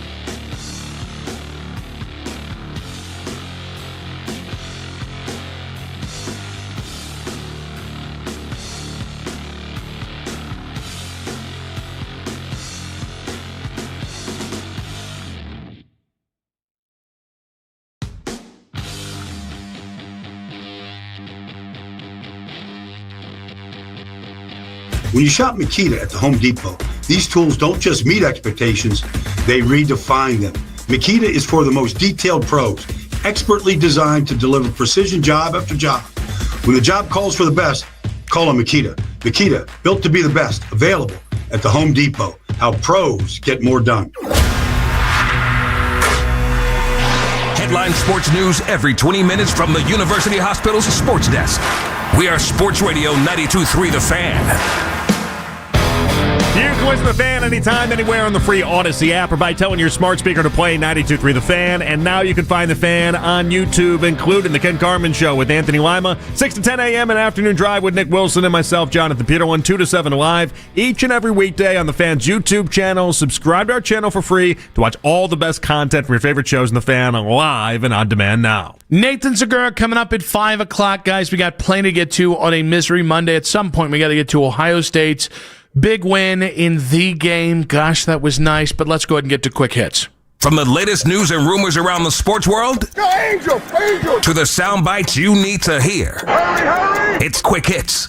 We talked a little bit about this earlier in the hour, but Shador Sanders spent some quality time with his brother Shador over the holidays, or over the holiday weekend, and that included some good old family razzing during prayer.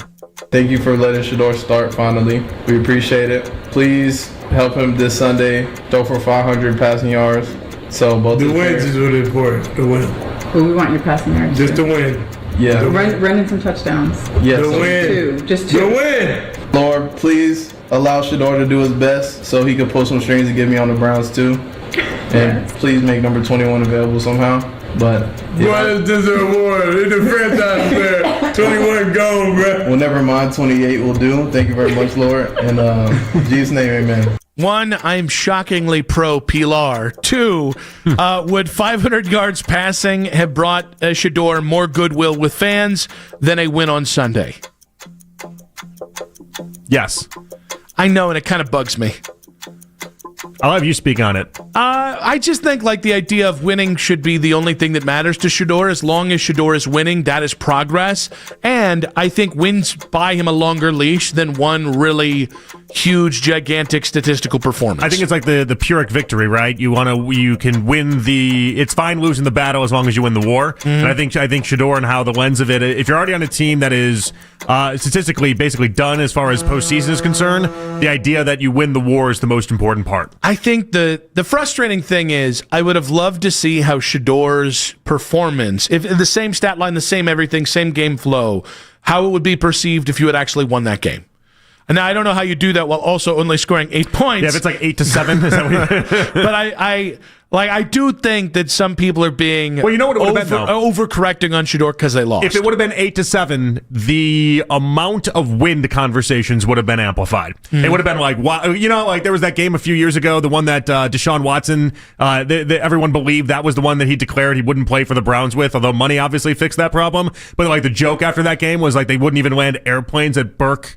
Because that's how windy it was. Yeah. I think it would have grown to like those type of tales of like, oh, that game was so windy, you couldn't do anything. Brock Purdy struggled, Shador struggled, but you got out of there with an 8-7 win, and that's all that matters. And so I think everyone would have just chalked it up to that and called it a day. Also, I don't ever claim to know what the good Lord is thinking.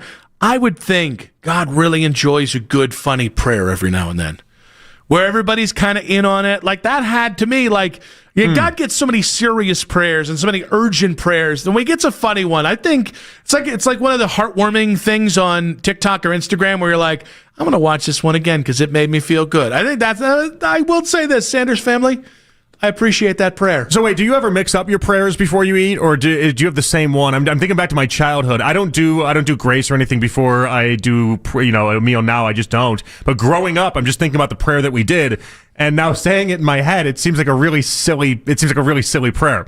It was God is good, God is great. Let us thank him for our food. And then that was it. That's more of like a Stefanski slogan than it is. That's all it was. That's the smart, tough, accountable of prayers right there. That was it. It was God is good, God is great. Let us thank him for this food. Amen. And that was it. And that was what we did before every single meal. What did you guys do one, or is that not a thing for you? Not really a thing. Not really a thing. Okay. Because I mean, like, if or everybody did a different one. If you're coming up with different ones every single time, that's like a comedian coming up with a new bit every night. It feels like what's the deal with world hunger, Lord? Dude, it's a hard ask. It's like, geez, why is the world hungry? I went down the world hunger bit yesterday. I got to come up with a new bit now? Like, that seems hard.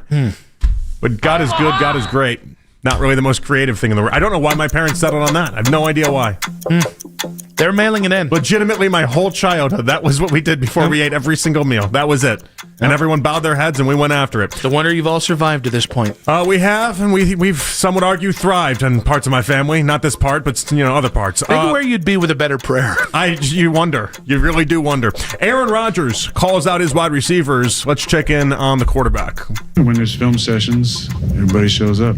And when I check to a route, you do the right route. Like, John and I just weren't on the same page. John is a true professional, so I'm sure he's sick about that. But we have our meetings every week. We have other opportunities outside of the facility, and look forward to seeing all the boys there.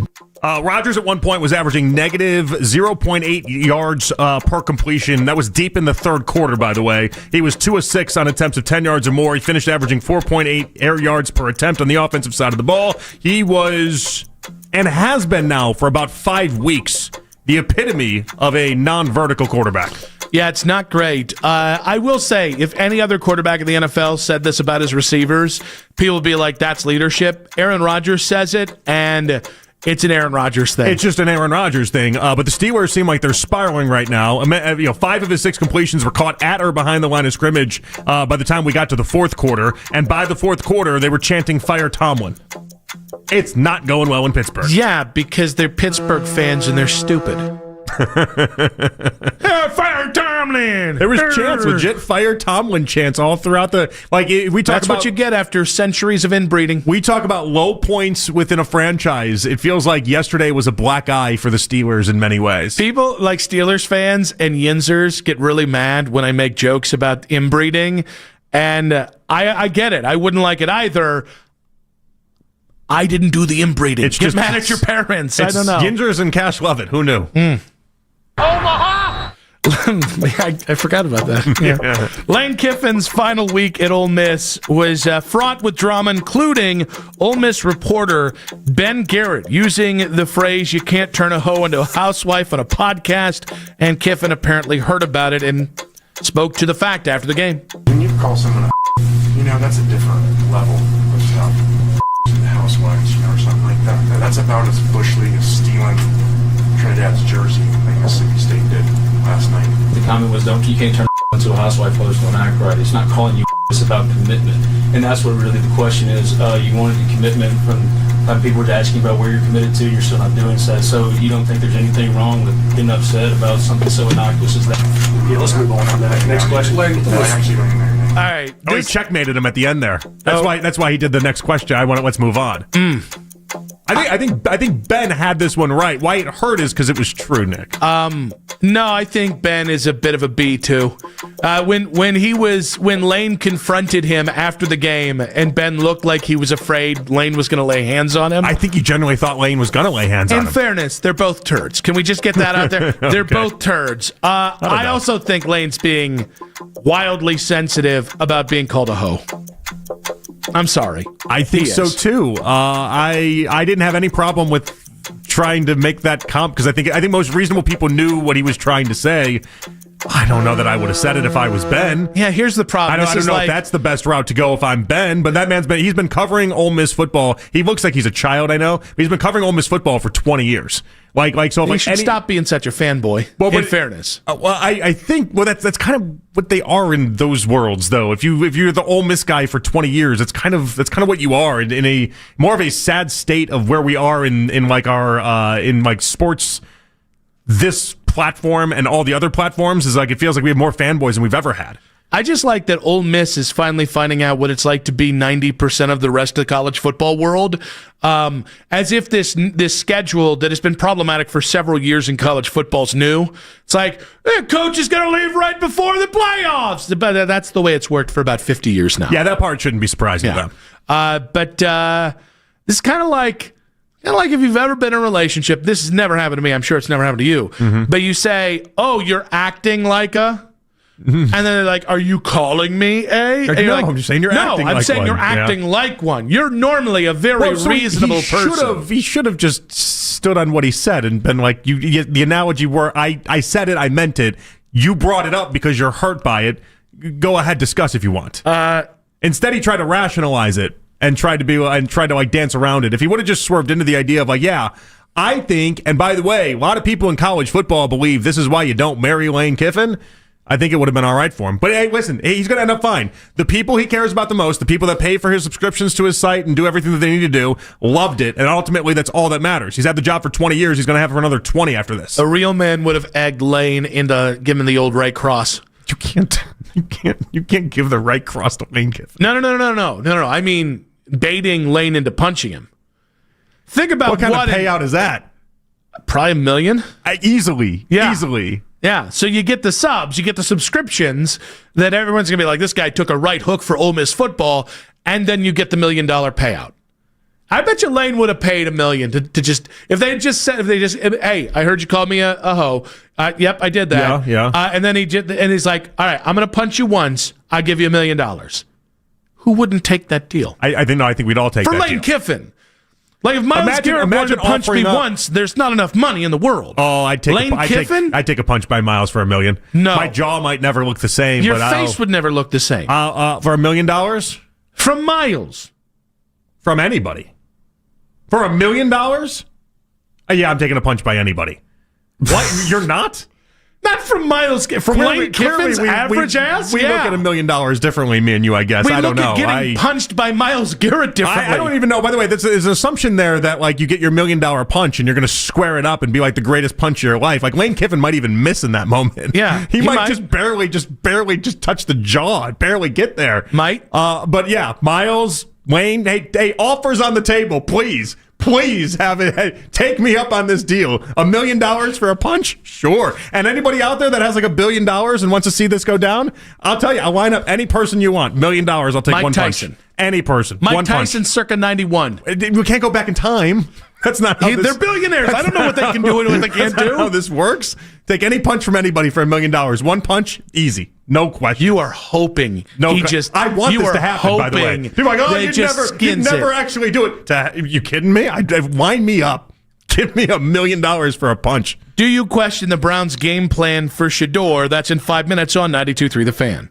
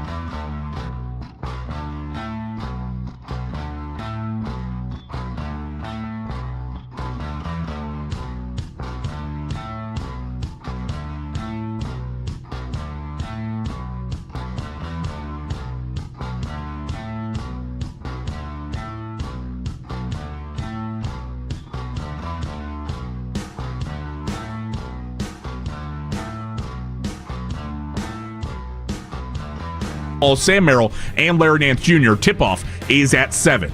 Want to catch highlights from the Fan from earlier today? Get over to 923thefan.com or favorite the Fan on the Odyssey app for all of today's headline segments. Headline sports news every 20 minutes on 923 The Fan. From the University Hospital Sports Desk, I'm Jake Volnick.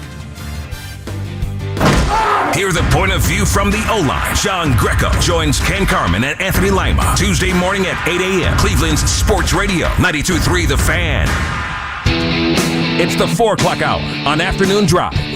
As always, you can listen to this show and all of our local shows on The Fan on Apple Podcasts, Spotify, or wherever you get your podcasts. Back on Afternoon Drive, Nathan Zegura, Browns analyst, coming up in just about 1 hour's time. He was hot about the Browns special teams snafus during the broadcast yesterday on the Cleveland Browns radio network. We'll get his take on the Browns in just about 1 hour's time. But Shador played a game yesterday. I liked the first half. The second half, meh. But many people didn't like the game plan that the Browns drew up for Shador.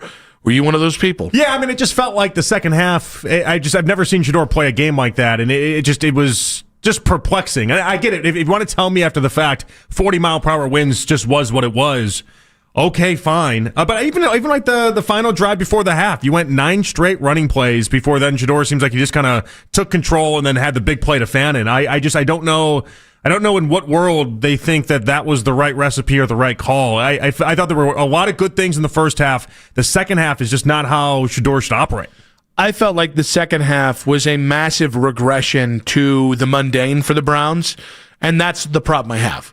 I thought you did a really good job of mixing up what you were going to do on each down, and I don't think it's coincidence that for the first time in as long as I can remember, you were putting your rookie quarterback in a lot of 3rd and shorts or 3rd and manageables, even 3rd and 5s you can deal with as a young quarterback, and I don't think it's a coincidence that when they stopped doing that, when it became run on first down, run on second down, and by the way, mostly running within the tackles, when it became that, all of a sudden the offense became very, very predictable, and all of a sudden the offense couldn't move the damn ball. And they also decided that they were going to rely so much on the run as their offensive line was falling apart in the game. Yeah. You started having so many injuries, and you started having KT Levinston back on the field and all these other type of guys, and Teller's being rotated in and out, and all that. We can talk about that. That was a weird situation too. But like, there's all the offensive line is changing, and it is falling apart in the game, and their response to it was, okay, let's run the ball more. Yeah, there's a reason why you got 40 second half running yards. Like it was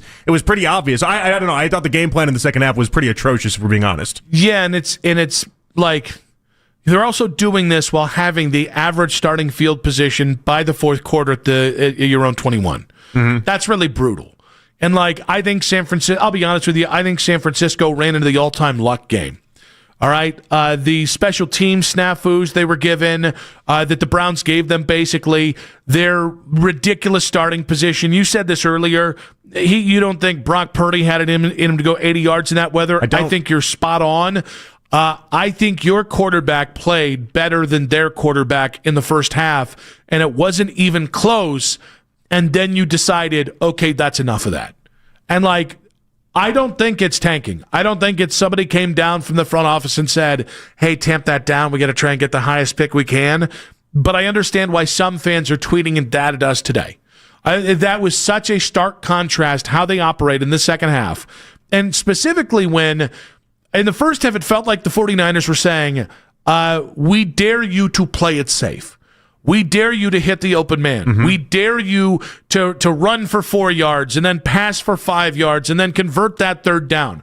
We dare you to do that, right? And then in the second half, it felt like they said, we dare you to throw long. And the fact you didn't try it at least once or twice. And I know, like, many of those drives didn't get past the first 3 or 4 plays. Totally get that.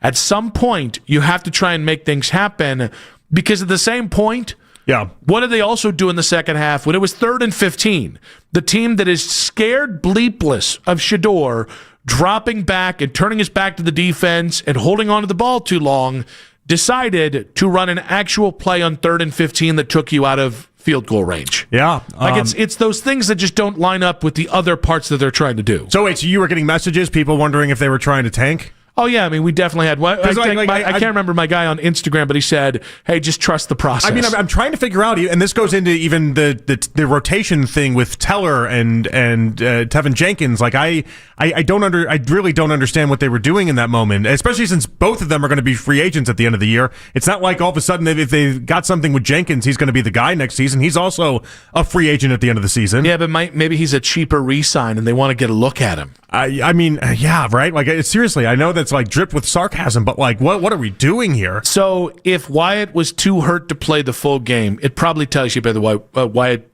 shouldn't have played at all then. And by the way, he graded out as the best player on offense yesterday. So he's playing injured, but he's playing at a really high level. So I think that was what's frustrating. Also, it was his 100th career start, so we say congratulations to Wyatt, because what infuriated me is the broadcast made it seem like this had been part of the plan. And Wyatt did too. And here's the thing. So you come out today and we get more info, obviously, and Wyatt's already ruled out for next weekend. But like Wyatt after the game was talking about how it was performance related. Mm-hmm. Like they left with the assumption that it was performance related. And so weird miscommunication throughout all of this. I see to that, I would go, why are you messing with the one guy who should be here next year off the offensive line you're playing with? I know Tevin has not played a lot of left guard. If we were doing performance-related things, Joel Bitonio whiffed on a couple big blocks yesterday. I love Joel, but if we're starting to bench dudes... Joel pushed the one guy right into Shador. Yes. Which play was it? It was on a short yardage play where basically Joel just olayed. And again, Joel just might not have the goods anymore, so I'm not putting it on Joel, even though the interior of the offensive line's been your better part.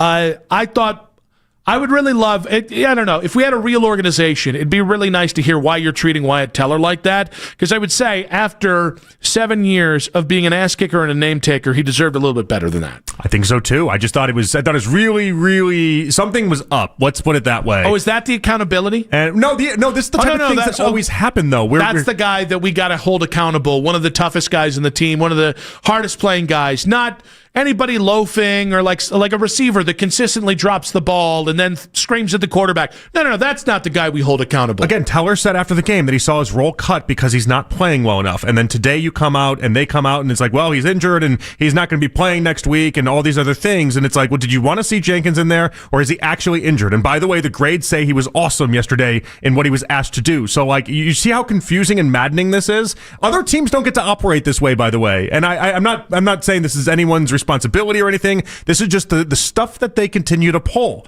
Why are you shaking us in a million different directions on something as simple as what happened with Wyatt Teller in the game yesterday? With a really good football player and a guy who's been the backbone of your locker room for a while. Did they tell him after this game, hey, say it's performance issues, and we'll find out everything later? No, I think Wyatt's just not a puppet. I mean, he's one of the guys there that is not a puppet, and that's why we love Wyatt. Or part of the reason why we love Wyatt, on top of being a great football But then player. on top of that, what are you evaluating if, again, and it's not that PFF is the end-all, be-all, but you watched with your eyes, he wasn't the problem on that line. There was no part of Wyatt Teller that should have been replaced yesterday for performance issues. Is it basically because you can't replace Cam Robinson and KT Leviston that...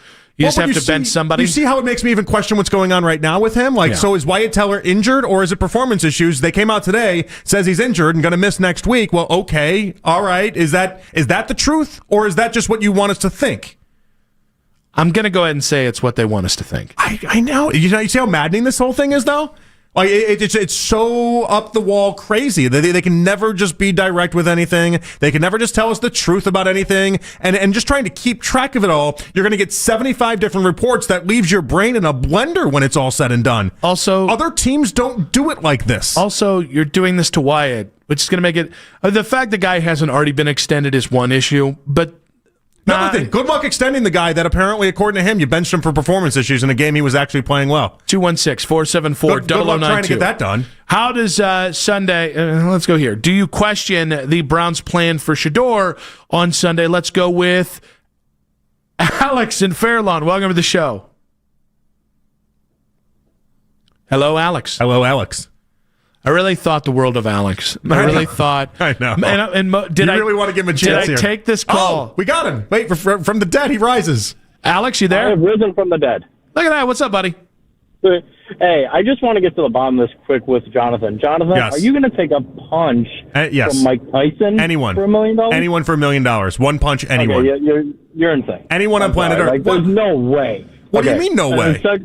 Mike Tyson punches you once, you have a 50-50 shot of having your face just completely destroyed. That's worth it for $1 million.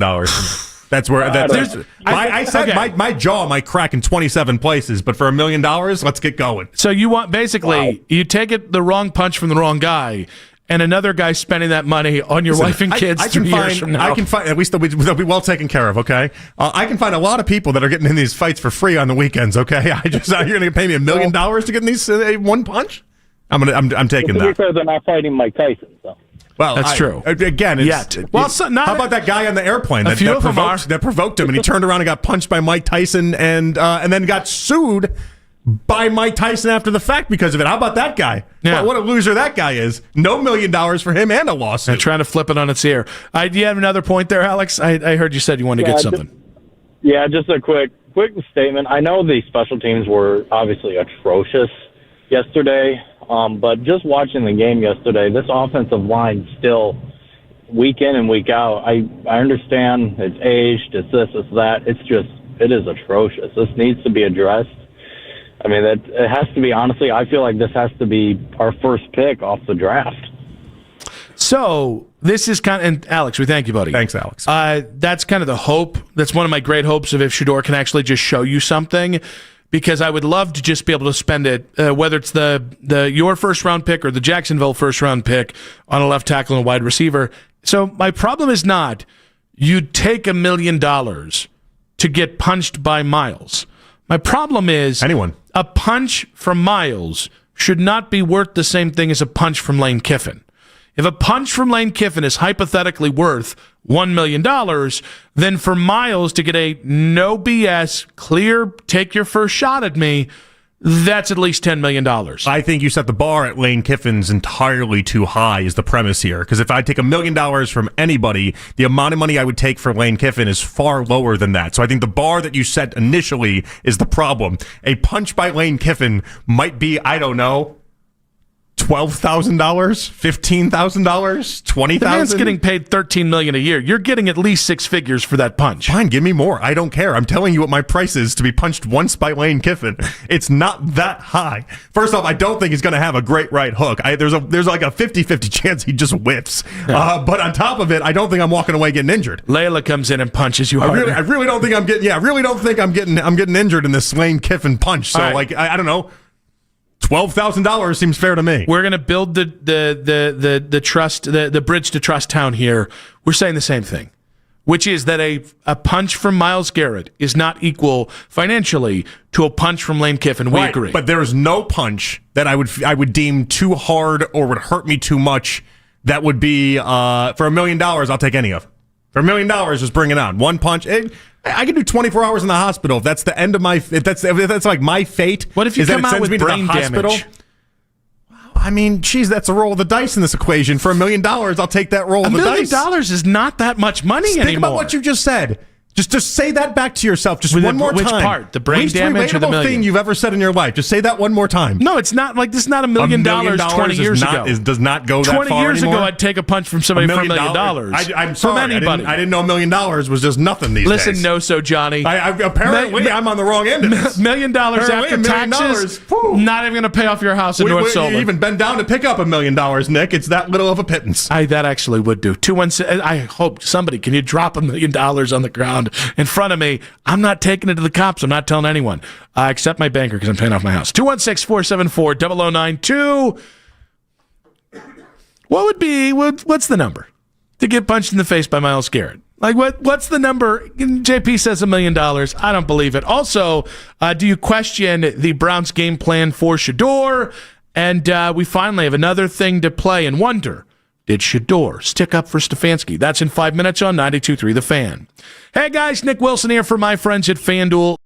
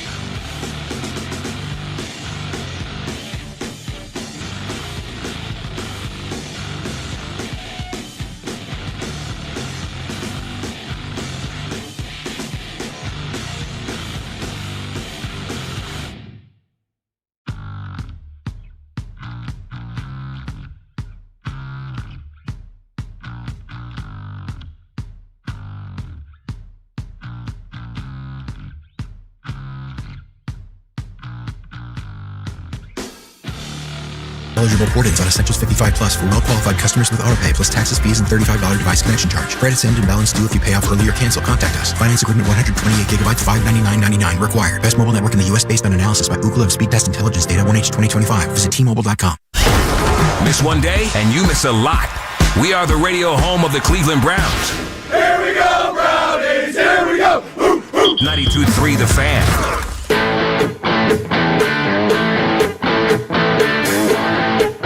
Nathan Zegura coming up in just about 40 minutes' time. We will get to a glorious win for Ohio State over the weekend as well. We're back on a Browns victory. Nope. Sorry, strike that. That was last Monday. Browns misery Monday. God, for the second straight week, my only frustration around the entire Shador conversation is I think people who are partial to Shador have enough evidence to go ahead and say, hey, I think this is really interesting. Let's keep doing this. And I think the people who are, I don't want to say against Shador, but against Shador have enough evidence to say this is why he'll never be anything. But I do think where both sides meet in the middle is the idea that we'd rather see Shador for the rest of the way than not. I don't know that. Is that conversation starting to flip? Yeah, because there were. That's a sad point if that's true. I don't get that. I don't get anyone who feels like they need to see more of Dillon Gabriel, especially when Dillon came in for one play yesterday and on a 1st and 20, threw it to the line of scrimmage, and then it was 2nd and 20. Yeah. Like that one play screwed that drive. I'm not saying that Shador would have all of a sudden made it, now you convert, and then it's I'm saying he would at least given you a chance. I think that through 2 games of Shador, 6 or 7 games of Dillon, I honestly don't know how there are any Browns fans looking at this and go, we actually did have somebody, I can't remember if it was on the 92.3 The Fan YouTube chat or whether it was on Twitter, they're like, man, I'd love to see what Dillon could do in a better surroundings. And I'm like, you're seeing it. It does. The surroundings don't matter to Dillon. Could he be slightly better? Well, yeah, I'm sure any quarterback could be slightly better with a better offensive line and better weapons. Mm-hmm. But the point is, the scheme isn't holding him back. That is a quarterback that is afraid to throw farther than 5 yards down the field. Right. And we saw it in one play. With Shador, I don't know if Shador is going to be able to pick up everything he needs to whether it's read offenses, call out coverages. I give him credit that he probably can. I don't know definitively can. I give him some leg up because, football DNA and whatever. But I've at least seen the physical plays, the throw to Fannin, the throw to Bond. Honestly, even the throw to Judy, I think the wind just caught it. Mm-hmm. I'm seeing enough throws that I'm like, well, I'd like to see more of that. I don't understand how people don't look at that and go, well, I like throwing the ball down the field, so I guess we'll rock with Shador for 5 more games. The game is built on big plays. You have to make big plays, and he gives you that opportunity. Now, the disappointing part for myself, Nick, is I thought he was Stefanski proofed. I thought that there was no way that Shador could fall susceptible to trying to have those golden handcuffs that I think they put Joe Flacco with, and the same thing he did with Dillon Gabriel, where it's just you're going to throw 5 yards and you're going to be happy about it and you're going to like it. In the second half of that game, what I think happened, and Shador talked about it in the postgame, he overthrew Jerry Judy the very first drive, and I think that shook him in a way because the win was such a factor, and I think he just there was a part of him that just said, okay, fine, I'm not going to make a lot of big plays, I'm not going to do that. And in the second half, whether it was Stefanski or whether it was Shador just not going rogue or doing whatever you want to say in order to take those shots, he didn't take the shots that I know he typically would take, and so that was a little bit of a surprise, but I don't think it's going to be something that stays with him. I really don't. I think yesterday was the exception, not the rule. The only thing I would say is, if you're Kevin Stefanski, how is that not what you want to see out of Shador?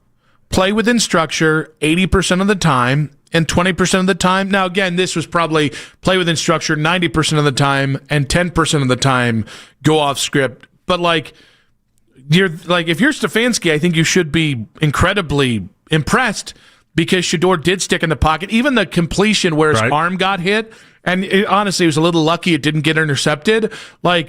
Shador stood in the pocket in the first half and delivered even though a lot of the ones that he was delivering were 5-yard passes or 10-yard passes. So what I would do is I would remind Shador, honestly what I would do is I would take the Adam Schefter report from over the weekend that happened on Saturday, and I would highlight the part where it explicitly states what the Browns loved about what they saw in the Raiders game. They loved two things, and one of those things, Nick, was that big pass to Isaiah Bond. Like, the people that are making these decisions love that you made that throw. Keep making those type of throws. Don't let yourself get, even doubt yourself based off of weather and what happened with the Bond play. Like, keep doing what you had to do. It shouldn't be that hard. Oh, I don't think, listen, I thought the game plan in the second half was booty cheeks, and I think it set the offense up to fail, which stinks, because the offense, at least for one half of football, played well enough to win. But I don't think yesterday was some sort of push and pull between Stefanski and Shador. I think Shador did what Stefanski wanted to do, and I think that's okay. That's going to have to be okay for 80% of the game. Like, that is what you're getting. A lot of what you saw. We still have to see some of that other 20%, and we didn't see that in the second half. And so, that's where I would tell Shador. I think there was wasn't there one downfield attempt? The one that got caught up in the wind, but that counts. Yeah, I guess so. But I need to see Shador go back to what we know he can do, and that's the thing. I don't want to see him get bogged down by a Stefanski offense that I've seen this happen to Dylan. I think about it even with Dylan. Coach Riz tells me all the time. He's like, go back and watch the Oregon tape. Night and day different from what he was with Stefanski. And he doesn't mean that as a positive. He means more the idea that Dylan would actually stretch the field and Dylan would actually throw the ball. And then he got with Stefanski and he didn't do that anymore. And I don't want to see that happen to Shador. I don't think it will. In perfect conditions, I don't think it's possible to have that happen, but it clearly happened yesterday. Now let's go ahead and play. So there was a report it was actually Saturday, the report that the Browns are open to sticking with Shador for a considerable amount of time, which I thought was the okayest part of that. Is like, well, yeah, they should be. It was an odd report. It was an odd way to put the report because it's like, oh, no, duh. Guy plays well. He keeps his job. What are we doing here? But Stefanski was asked about that yesterday after the game. Here's what he had to say. When you say that Shador will start next week, are you still taking this week by week, or are you prepared to say that he's kind of your guy? Yeah, I'm not going to get into all that, Mary Kay, other than to say we all have to just play better. All right, I also want to get to something he said today. And so, again, that was yesterday after the game. Today, he was asked if Shador is still week to week, which we're going to get to. It's Stefanski 0-1 from today, which we're going to get to in just a second here, because Kevin has been given multiple opportunities to shoot down or to side with a report, and he sidestepped it. But here's Stefanski from today. The notion of kind of just not looking beyond this week, is that still your strategy for this, and what is the thinking behind that? Yeah, I'm just dealing with our football team week to week, but I'm pleased with his progress. He knows he wants to continue to get better and better, and that's the right attitude to have, and that's why we'll continue to work. I think this Tennessee game sets up to be the game that can push Shador over the top in Stefanski's eyes. If he can keep doing what he did in the first half of the San Francisco game, while also continuing to do what he did in the Raiders game, which is make big plays down the field. Yeah, and it should be set up very nicely for him. Like, if I was Shador and I'm like, wait, what game am I going to bet everything on? The Tennessee game is the game you want. Like, getting to the Tennessee game was the goal. Now you get to, he should have a chance to tee off, you would imagine, against a really bad Tennessee team. I mean, they're going nowhere fast. So, getting to this spot mattered. But I did think it was interesting that the report suggested that the Browns were going long-term here, and Stefanski clearly didn't go that direction. Did you want more from Stefanski? Kind of. All this tells me is that Stefanski doesn't talk to Adam Schefter, is what this tells me. I don't know who in the front office, I don't know who around the Browns is the one talking to Adam Schefter, but it's clearly not Kevin Stefanski, because that's not how he sees it. I'm still not convinced. I'm still not concerned that they haven't stepped up and just been Shador's got it the rest of the way as long as he's healthy. I'm not concerned, but I think yesterday was, and this is tough to say because it's a Browns Misery Monday. You got blown out. I understand if you don't feel this way as a fan. I think you saw steps in the right direction, continued steps in the right direction from Shador, and it's all the stuff we tend to not care about. It is operational stuff. It is take the easy plays that are there, and there are going to be more easy plays that he has to hit even from there. But I think if you combine the Raiders game and the Niners game, man, do I think you have a chance to kind of meet what Stefanski wants and what we want as fans, and just be interesting the final 5 games of the season. There's been a spot in each game, Nick, where I've looked and said, okay, I've seen enough for today in regards to, like, he's got next week. This will be enough now. It was the Isaiah Bond play in the Raiders game, and then it was the Fannin touchdown in yesterday's game. Once he hit that Fannin touchdown, I said, okay, I don't have to sweat about the post game. I know he's going to at least be able to have the Titans game, and then we'll go from there. Now, I think we got to go to line 3 here, because if you guys missed the show on Wednesday, I lost my mind when I thought James Madison head coach Bob Chesney, who at that point was the odds-on favorite. I kept saying second favorite, second best odds to be the Penn State head coach. On Wednesday, during the show, the odds had shifted that he was actually going to be the guy. Turns out the rest of the weekend happened, and he's the new head coach at UCLA. But I mocked Bob Chesney. And it says Robert Chesney right here from Robert Chesney's Used Car Emporium is calling in. Coach, welcome to the show. Is that you? No. Hello, sir. This is Robert Chesney. I'm the father of Bob and Kenny Chesney. How you do, sir? I'm very, very well, sir. I'd just like to say, I heard you talking about my boy Bob, and I just want to let you know he never wanted to be called Robert or Bobby. He was always Bob Chesney. And we realized very early on he couldn't carry a tune like his brother Kenny. Oh, heck. He couldn't carry a tune any more than I could carry Ken Carmen. It's just outrageous. But Bob Chesney, you want to talk about him going to UCLA? Why would you diminish my boy for flying cross country to make millions of dollars a year just to go for 7 wins, get fired, and get paid to do nothing? That's fair. You know what? He wants to know. You know what? Mr. Robert Chesney, on air, I'm going to say I apologize to Robert Chesney, to Bob, not Bobby Chesney, and to Kenny Chesney. His music's still terrible, but he makes a lot of money doing it, and that is the American dream. I got to ask you, Mr. Chesney, what line of occupation did you find yourself in? Oh, I'm Robert Chesney. You should come on down to Robert Chesney's Used Car Emporium. We have the best deals. We got a 1998 Tahoe on special today. It's only got a couple dents, but she runs just fine. All right, Mr. Robert Chesney, we say thank you, sir. That's how I think of your son, too. Thank you. That was like Dusty Rhodes. It got Southern, but there was also a little MLK in there. I don't know. I heard it. I heard it too. Huge MLK I heard it too. vibes. I heard it too. Huge MLK. Yeah, I heard it too. Yeah, I thought we were doing. I thought. Yeah, I heard it too. Want to talk about the craziest conspiracy theories? MLK never was assassinated, but he retired and adopted 2 children named Kenny and Bob, and one became Kenny Chesney and one became Bob Chesney.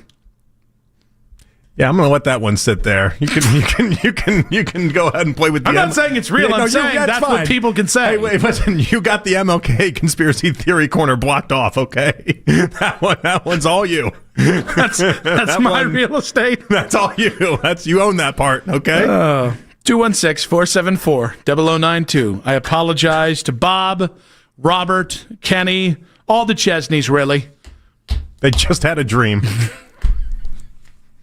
And Bob, he pulled it off. He pulled it off. Ohio State's big performance in the game in 5 minutes on 92.3 The Fan. Guys, we're talking about big performance here.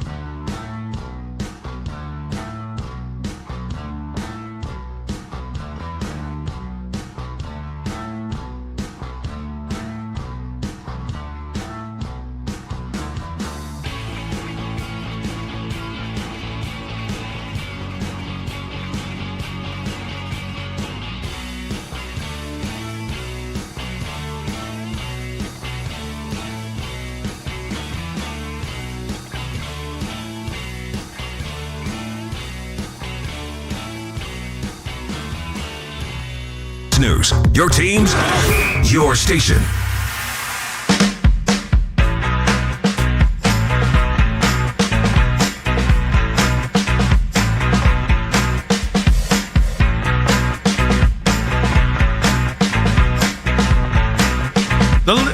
Nathan Zegura coming up in about 15 minutes. The lead coming up at 5:20. I'm still thrown off by Mr. Robert Chesney.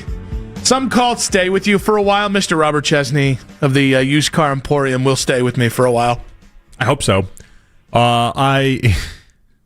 It's a ridiculous concept. I was telling Jake, I'm like, you had to catch the 5 minutes in the previous week in order to go ahead and understand what those 5 minutes were. But either way, who doesn't love a good car emporium on a 98 Tahoe with a couple dents? I think we all agree on that. Also, who didn't love what happened this weekend?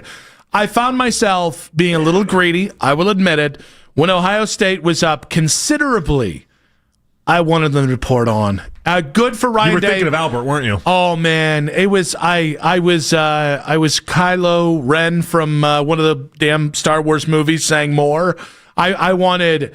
You could have won by 50, and I don't think it would have been enough. By the way, what they did on Saturday was more than enough. That was a hell of a win. Yeah, a great win. It's interesting how you can just in 1 year's time basically wipe away all the losing that he did to Michigan. But like that, I felt the happiest for Ryan Day. I think we all did.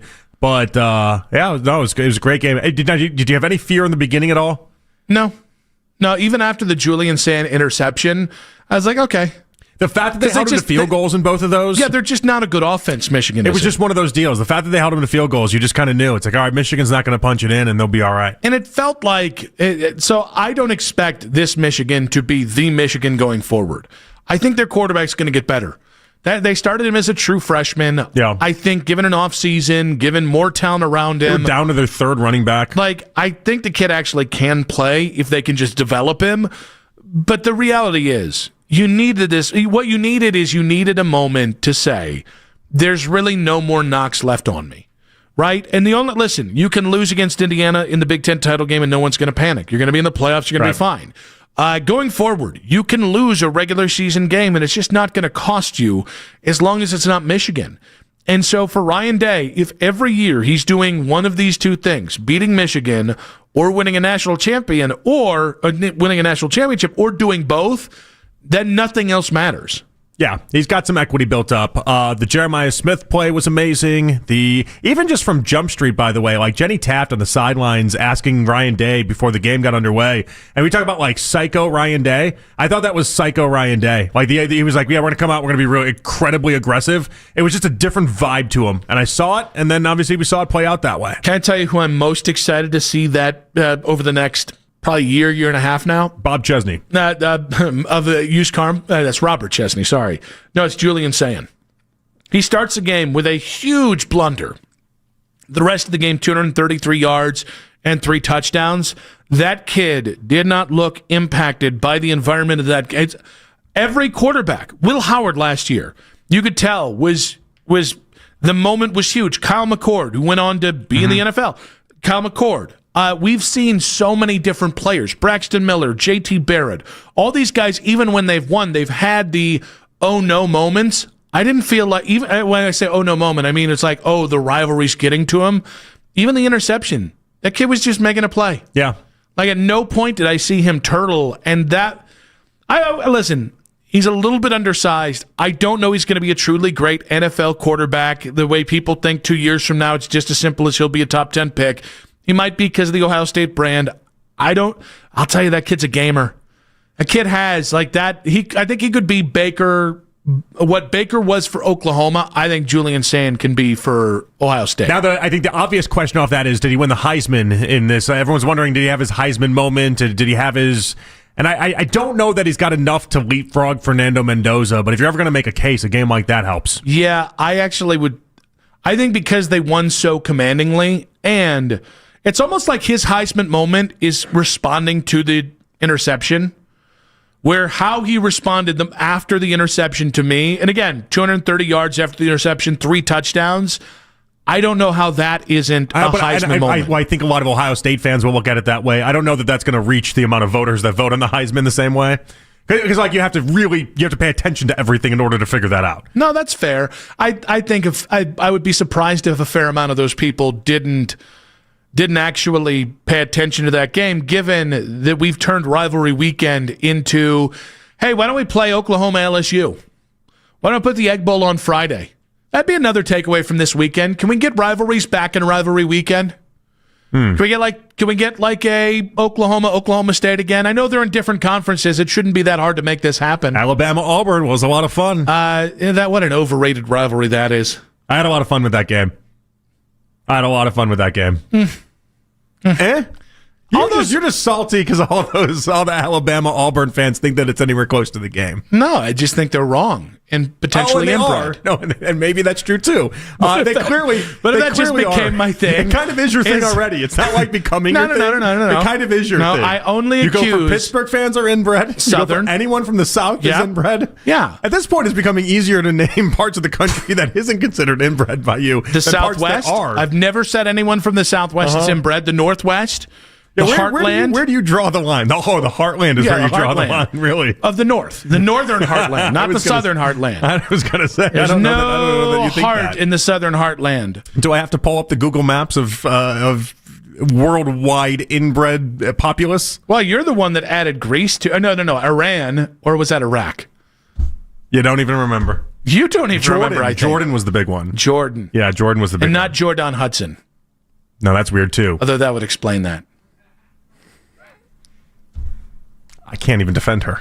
I refuse to defend her. And no one should. I refuse. Where's her rivalry weekend, by the way? What are we going to do there? It's her versus Bill. Her versus Pablo. Her versus Pablo. No, it's her versus Bill's legacy. The Saturday night premiere. That's what it should have been. 216-474-0092. Ohio State gets a big win in the game. This is what the game should have been last year, by the way. That's what it should have been last year. That's what made so much trepidation going into this so interesting / funny. Is that last year you're 21.5-point dogs, and then everyone puffs their chest out and says you're going to beat them and you lose. And then this year you're actually less. You're 9-point dogs or 9-point favorites, excuse me. And then you obviously get the win in a convincing way. This is what last year should have been.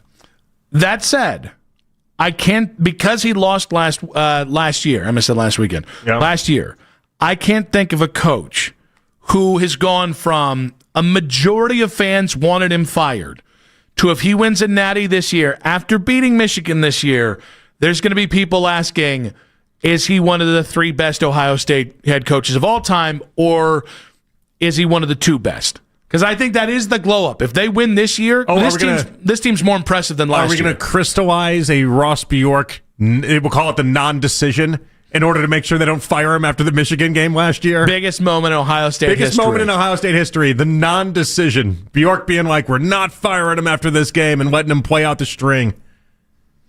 I mean, it was kind of a chicken bleep move. Some are wondering, hey, a lot of people get fired in the middle of the season.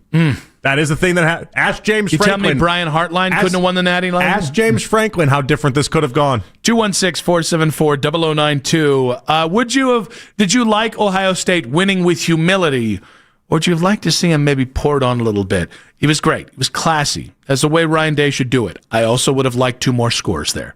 You could have gotten at least 2 more. They did it right. I still would have liked the less classy move. Nathan Zegura, Browns analyst, in 5 minutes on 92.3 The Fan.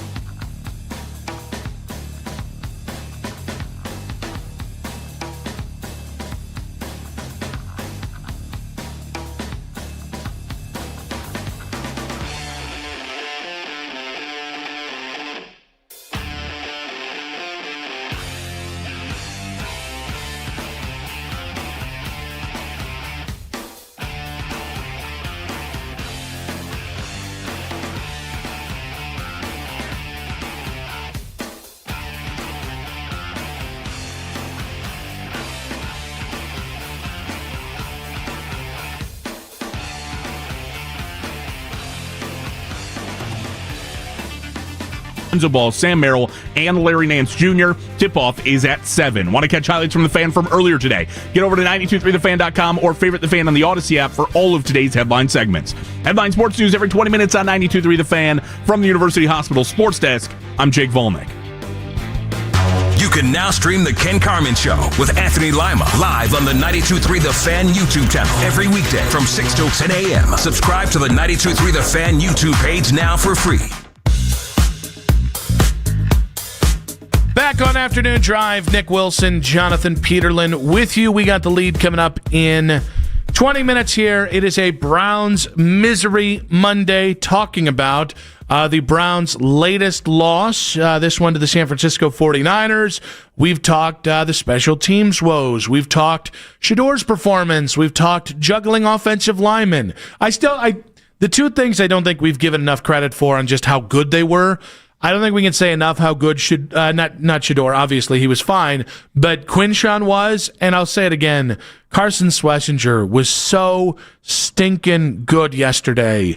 There's some guys, I felt this way about JOK, you feel this way about Miles, Joe is another guy, you feel this way. Yeah. I can just watch Carson Schlesinger play football for the rest of the time. No question. He's really come to his own in the past couple weeks. And amazingly, too, off what was... supposedly, it was going to be an injury off of the Patriots game, and then he's somehow not only been healthy, but has also taken his game to another level. So, to talk about Carson Schlesinger, another great performance, some good stuff from the Browns, but ultimately their 9th loss of the season. We head out to the Fan Hotline and welcome on Browns analyst Nathan Zegura. Nathan, welcome to the show. Good to be with you guys. How you doing? We're doing really well here. I guess we'll start there. Carson Schlesinger, how good at football is he?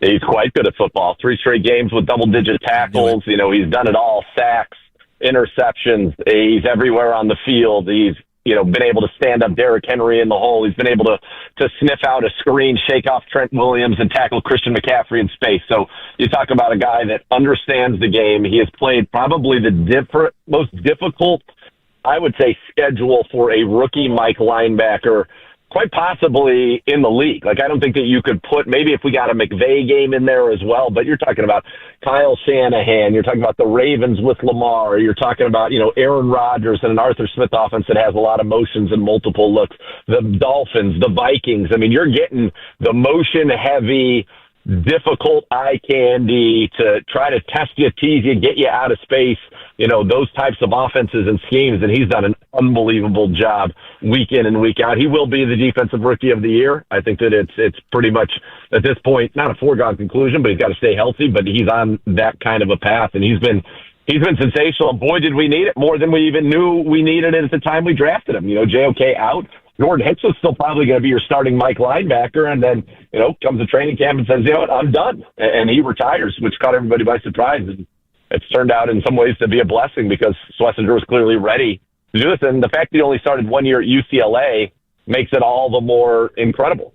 Nathan, you wondered aloud during the broadcast as I was listening about whether or not just an average special teams play, where would this team be if they could just get average special teams play? So where do you think they would be if you had even average or slightly above average special teams play? I think they would probably be either tied for first in the AFC North or a game out. You could look at the Cincinnati game, certainly. You could look at the game against the 49ers this week. You give up 66-yard punt return, short field touchdown. Yeah, obviously you have the punt that leads to another touchdown, and then you have the play where Malachi Corley catches it and steps out at the 6. That's a 34-yard net difference when the ball should have been at the 40. That changes everything kind of there, leads to another short field for the 49ers and points. So, yeah, I think that it would be a team that probably wins a couple more games. And right now, whether you say they get all the way to 6-6 or, let's say they just win 2 of them, and you're 5-7, you're a game out of first place. A game out. So, yeah, I think that this team would look a lot different if they just had, average special teams this year. And unfortunately, that's been a real Achilles heel that has not been cleaned up. The Jets game, I think you win that one for sure. You get 14 points on back-to-back kicks. You could go to the Detroit game or very much in that game before that punt return touchdown kind of broke things open.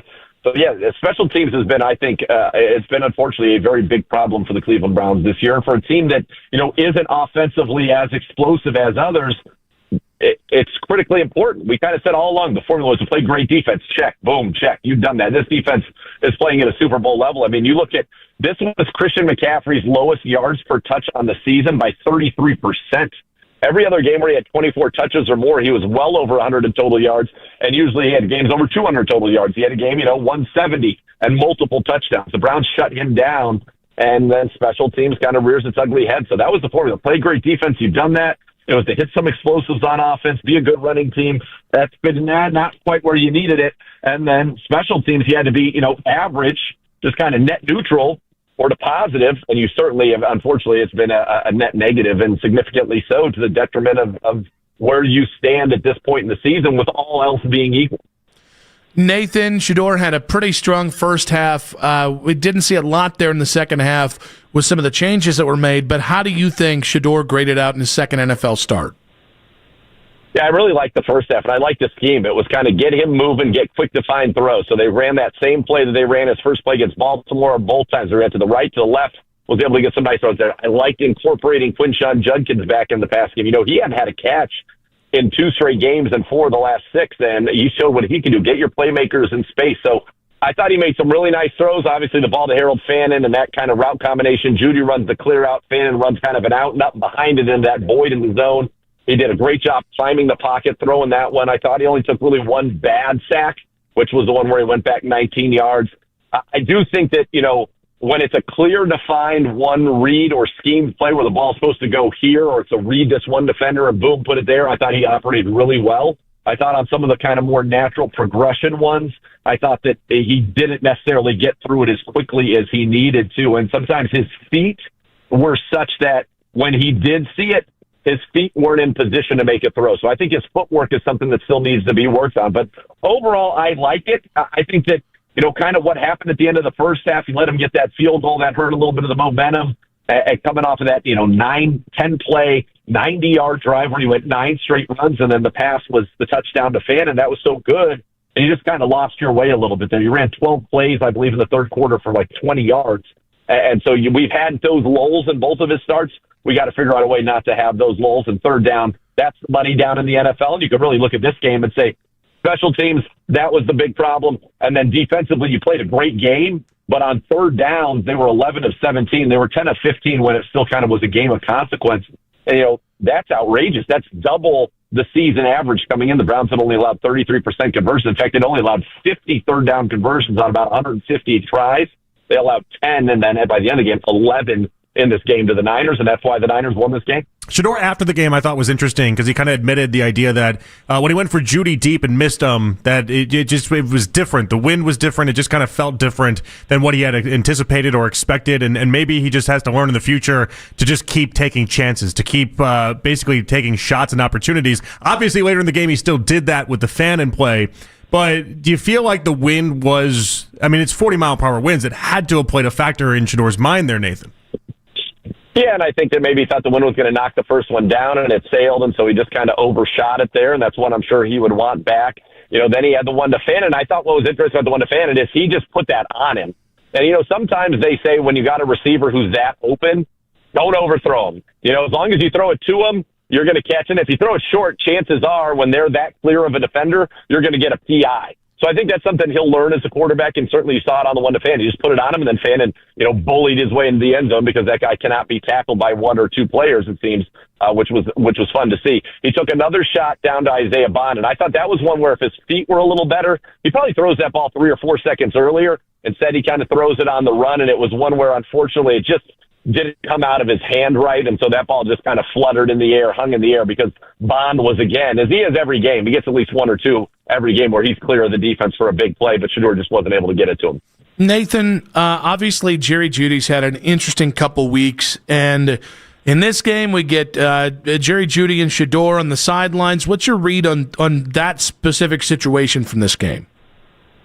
I just think you got guys that are competitors and guys who want to have success, and I think, wide receivers certainly are players who often, feel like they're open. They want the ball. They want to be making plays. I think Jerry Judy knows he's not having a season that's up to his, standards, certainly not the Pro Bowl season that he had the year before. And so I think there's a lot of frustration there. I think there's a lot of frustration for Jerry Judy. I'm sure Shador, they're not on the same page. They haven't gotten a lot of chances to really work together part of the last couple of weeks, and I think they want to get on the same page, and you got guys who are not seeing it the same. And I think that is part of, Jerry's played a long time in this league. Shador has played 2 games, and so he's not going to see it, at that level yet. And so I think they're just trying to get on the same page, and those are competitors being animated, and I think everybody just wants this offense to be clicking and be productive. Another animated moment, Shelby Harris going off on Juwan Jennings. After talking to people and trying to figure out exactly what happened in there, what was your takeaway? I just said what was communicated to me is that Juwan Jennings crossed the line that you don't cross on the field in terms of the content of what he decided to talk about there. And, Shelby Harris didn't mince any words after that, and I thought it was good. I like that the way they stood up for their teammates. When we were in the booth, we obviously didn't know exactly what was going on. We just could tell that people were pissed. And at first I thought it was, maybe it was a dirty hit that got Malik, and you watch the replay and said, well, that's not it. Juwan Jennings not involved in the injury in any way. And Malik had been a 49er, so they were teammates. So I was kind of at a loss, and then, just kind of the way it was laid out to me is that, there's certain things players don't mind being talked about, and there are certain things players do mind being talked about, and he went into that latter category. Nathan, Malik Collins, you mentioned it, out for the season with his quad injury. What do you see as the impact of losing Malik for the final 5 games of this season? Well, it's big. Malik Collins was, going into that game, had more sacks than any other defensive tackle in the National Football League, had the best pressure rate of every interior defensive lineman. I thought, what he was doing was he was getting his numbers, but he was also a big part of what Miles was getting, and he and Mason Graham had really become such a formidable duo in the middle. So I think losing him for the season is a big loss. It's also an opportunity for Mike Hall. And Mike Hall has shown real flashes since coming back from his injury, working his way back. He's got a sack and a half in the last 3 games. We're going to need more. He's going to get a lot more opportunities, and you're going to be looking at kind of the interior of the future, right? Mike Hall's 2nd-round pick last year, Mason Graham 1st-round pick this year, your first 2 picks in the last draft. Defensive tackles, you're going to see those guys side by side. So it's a big opportunity for Mike Hall. Mason Graham, I think, is going to continue to step up, and he's played well, even though he's the guy that gets the assist to the assist. It doesn't show up necessarily, but he's in the backfield a lot right now, playing very well. He's just not the one getting the quarterback down. Did you agree with Stefanski's decision to not only go for it in 4th and 1, but then also to use Fan in the way that he did to try to execute that? I think it's one of those, if it worked out, you would have thought it was fine. It didn't work out. To me, it wasn't the decision to go for it on 4th down or to even use Fan. It was more, it felt rushed and hurried. And I think maybe, a timeout at that moment would have been a good call. Now, I understand you want to save your timeouts. You felt like you were going to need them later, but that ended up being a massive play. Had it worked out, had Harold Fan taken the snap and gotten the sneak, it would have been fine. So it's a little outcome bias in the fact that it didn't work. To me, maybe I just would have wanted a smoother operation before a play that was that critical. Nathan, great stuff, buddy. Appreciate you. We'll talk to you next Monday. All right, guys. Thank you. Nathan Zegura there, Browns analyst on the Fan hotline. We've got 216-474-0092. You heard what Nathan had to say there about the 4th and 1 call. Do you agree? I think it's interesting. Like if that, I think it's one of those ones that I would say it more that if that play works out, you're not going to hammer him for it. But in the back of your mind, you go, that play didn't work out, I would have hammered you for it. I think it's the reverse of what Nathan said. So it's interesting because again, we've just seen him do it and go for 4th and 1 in those type of plays so often. And so I did look into the next gen stats and the probability with it. And they actually do say that is like going for it in that is more probable that you're going to pull it off than not. Where I had the problem, though, as we discussed earlier, is the idea that why get cute in that moment? Like 4th and 1, you can do 4th and 1 a lot of different ways. Doing it with Fannin taking the snap and then trying to execute that just seemed like a low probability there. The lead, which leads off with Nathan Zegura's comments on the Browns' latest loss in 5 minutes on 92.3 The Fan. What's up, everybody? Nick Costos here with the Sports Betting Minute, brought to you by BetMGM. Make it legendary. Please gamble responsibly. Week 13 of pro football wraps up tonight, Monday night. New England, the 7.5-point home favorite against the New York team in blue. Total in the game is 46.5. New England 10-2, New York 2-10. But I do think New York can cover the spread. The number has to be 7.5. New England without the entire left side of its offensive line, both rookie offensive linemen on the left side are Ruiter hurt. New York's pass rush could get going here, and New York's rookie starting quarterback will be back under center. So coming up tonight, the number has to be 7.5. Let's take New York to cover at New England. That's it for this Sports Betting Minute, brought to you by BetMGM. Download the BetMGM app today, and please gamble responsibly. BetMGM and GameSense remind you to play responsibly. 21 plus and present in Ohio. Gambling problem? Call 1-800-GAMBLER. In partnership with MGM Northfield Park. This is Attorney Tom Merriman. If you get severely injured in a freeway crash or trucking accident, text me at 216-522-9000, day or night. Get Merriman legal so we can move fast. Make my team your team. The holidays are here, and that means family, comfort, and your favorite holiday movies. Make those moments even bigger with a 100-inch TV or a full home theater from Extend Technologies, of course. And how about this holiday bonus? From now through December 31st, any purchase of $2,000 or more could actually be free. If Cleveland gets more than 8 inches of snow on February 8th, 2026, you could get it absolutely free. Visit the Extend Design Center and see, hear, and feel the difference for yourself in Broadview Heights. XTENDAV.com. Hi, guys. This is the Rocket Roger Clemens. You don't pitch in the majors for 24 years without feeling it later. Shoulders, elbows, knees. Trust me, pain doesn't retire when you do. That's baseball legend Roger Clemens. I tried the ice. I tried rest, PT, nothing really worked. When I heard about QC Kinetics, the concept sounded promising. Non-surgical regenerative treatments that help your body heal itself without surgery. Sign me up. Just what I needed. Real lasting relief. Whether you're a former pro, a weekend golfer, or just want to walk around pain-free again, QC Kinetics uses cutting-edge technology and natural biologics to help restore and repair damaged tissue. I trusted them with my joints. Now I'm back doing what I love. Call QC Kinetics today and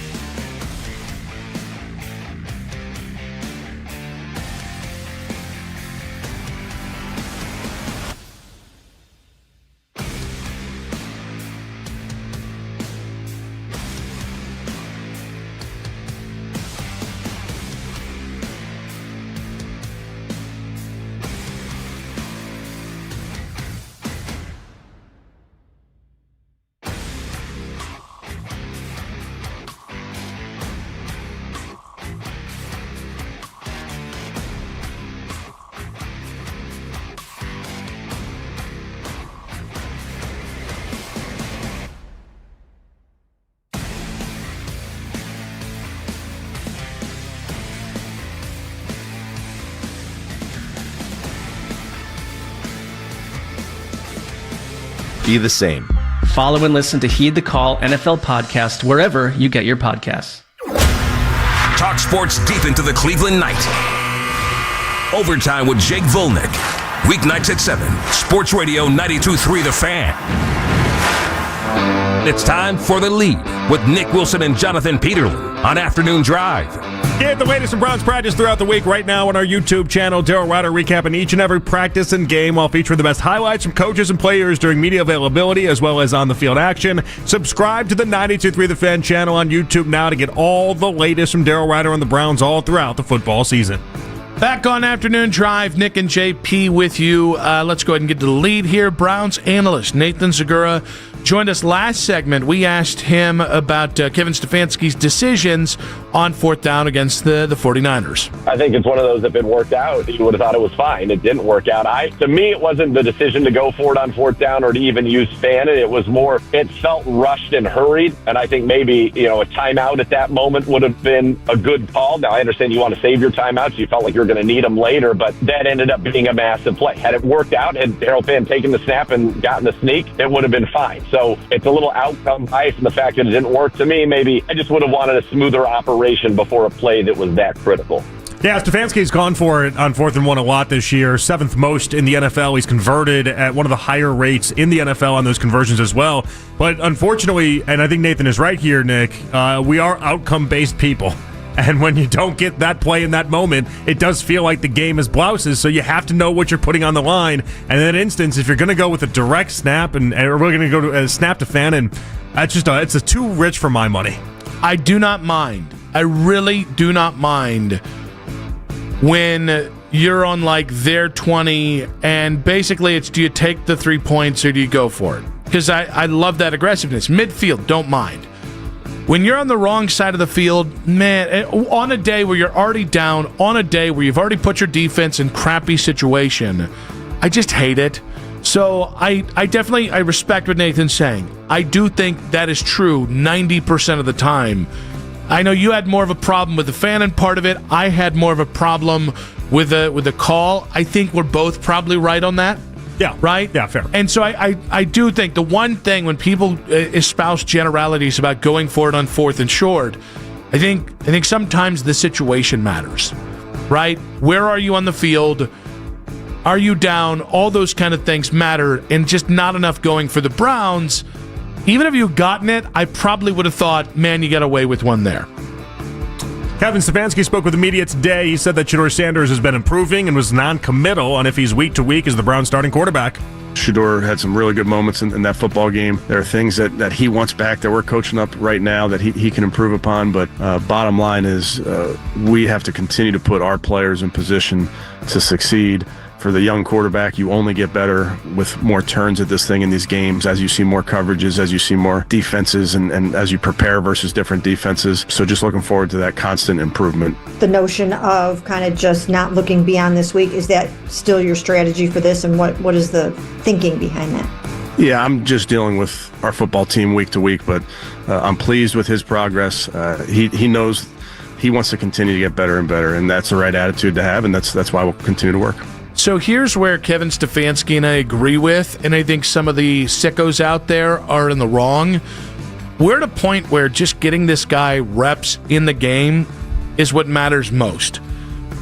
We can quibble over, like the second half, I don't think they put him in position to succeed. There's a greater conversation about, you got to open the playbook, you got to do this, you got to do that.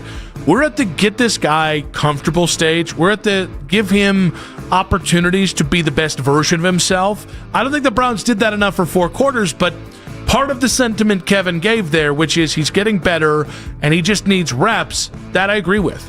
Okay, but the bigger sentiment there, though, was the idea that he didn't want to say anything beyond just next week with Shador Sanders. Yeah. And I'm fine with that. Again, it's all right to me. It completely goes against what the Browns were telling Adam Schefter on Saturday.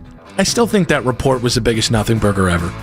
I mean, hey, the Browns are open to giving Shador more opportunities. Okay. In many ways, As yes. opposed to? Well, but so it is interesting though to think about it. So Shador has to be good against Tennessee, or is he going to lose his job? Or do they just not know the plan right now, and they're just taking this week by week because it's what they've done with everything? Is that really the read on it? Because it might be. Honestly, if you had a gun to my head and told me what do you think is actually going on right now, I'd probably say they don't have an actual plan or a clue.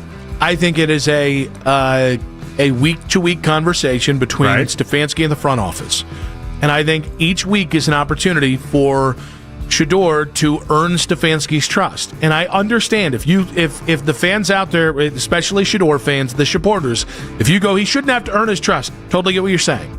But I deal in the reality, not in the way things should be. As it pertains to this relationship, it is a shotgun marriage.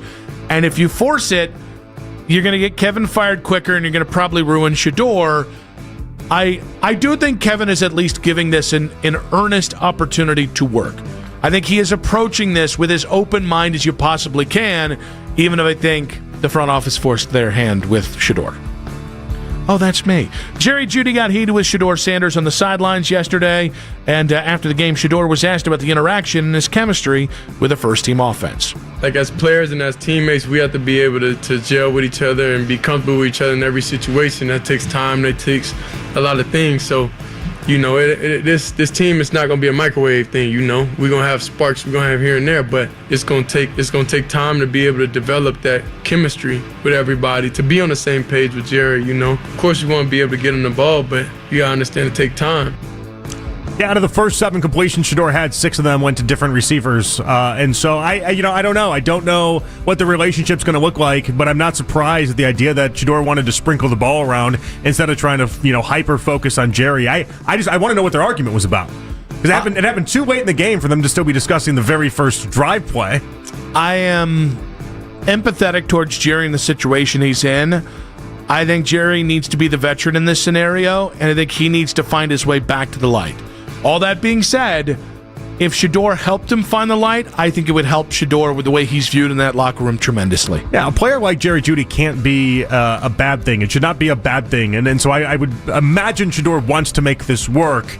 That look that he gave, though, after the rebuttal back, it was like, all right, I tried in this conversation. I can't do this conversation anymore. Almost like I don't have enough time for you right now, Jerry, in these antics. I have a game I got to focus on. I have other things I need to accomplish here, and you're just getting in the way of it. Don't hate it.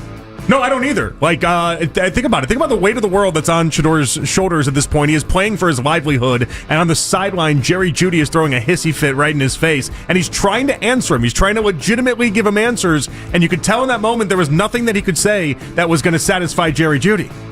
That's tough. That's tough. But those are the situations that Shador can ingratiate himself with the rest of the vets by handling. Well, and not just in the moment, but I mean like after, like today, handling it today as well. Well, yeah, I mean, you could tell he tried. The point where he gave up was when Posick came in after Jerry Judy just seemed like he wasn't going to be level-headed at all in that conversation. And so, I thought he handled in the postgame about as well as you could. He didn't bust-toss Jerry Judy there. I just didn't want to... He stuck up for him in many ways. No, that's not what I'm saying is happening. I'm saying Shador. This is an opportunity for Shador to impress people.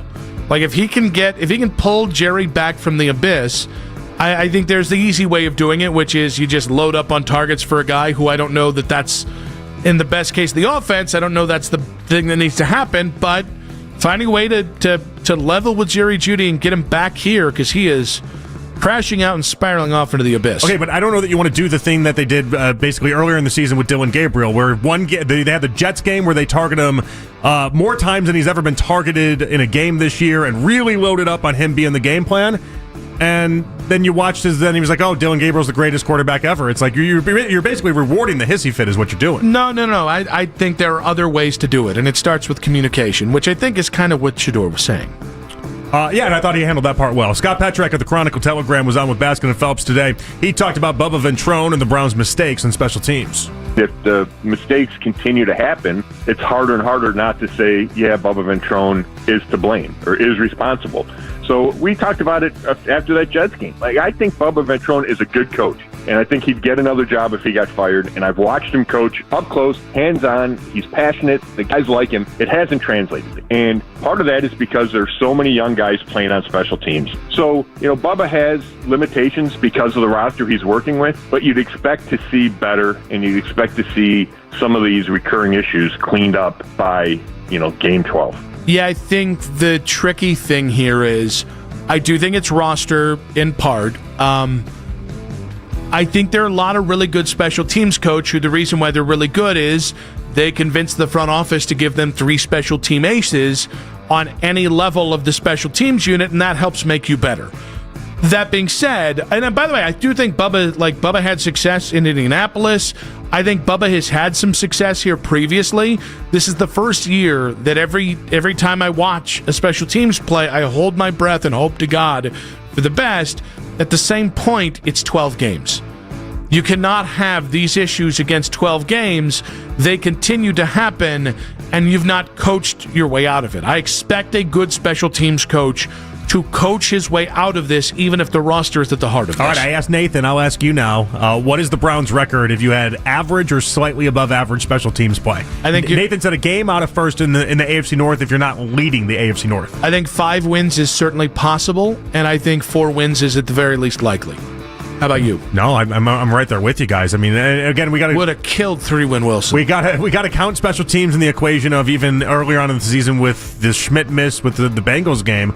But I think you win the Jets game as well. I think you have a real chance in a couple other games. Like, it's not crazy to think about. That's what makes it so damning, the whole thing. Tyvis Powell of the Browns Radio Network also joined Baskin and Phelps today. The former Buckeye said that Ohio State's win over Michigan meant a lot for Ryan Day.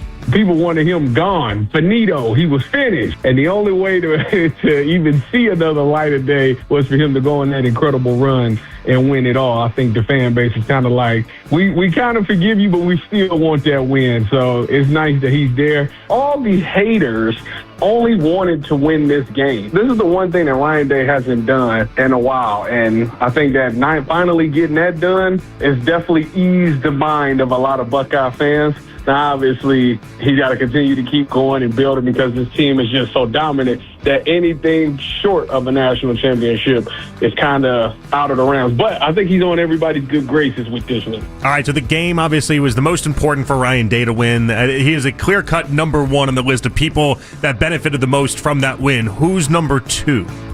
I actually think Julian Sayin. I really do. You know what? I'm going to take it back. I'm going to go Matt Patricia. I think he's going to be one and done in Columbus. I think one and done. I think this whole run, I think he's going to get the Chip Kelly kind of contract this offseason. I was going to ask you, where's he going now? He's going back to the pros? Yeah. Somebody will give him an incredible amount of money to go. What would your answer be, by the way? I was thinking Julian Sayin.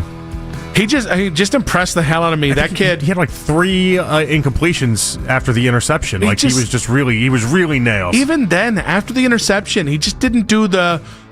He didn't fall on himself. He just kind of walked to the sideline. He's like, well, I'd love to have that one back. Like that kid is a baller. Now, what I think is really interesting is what happens from here to another championship, because I think there's a moment here.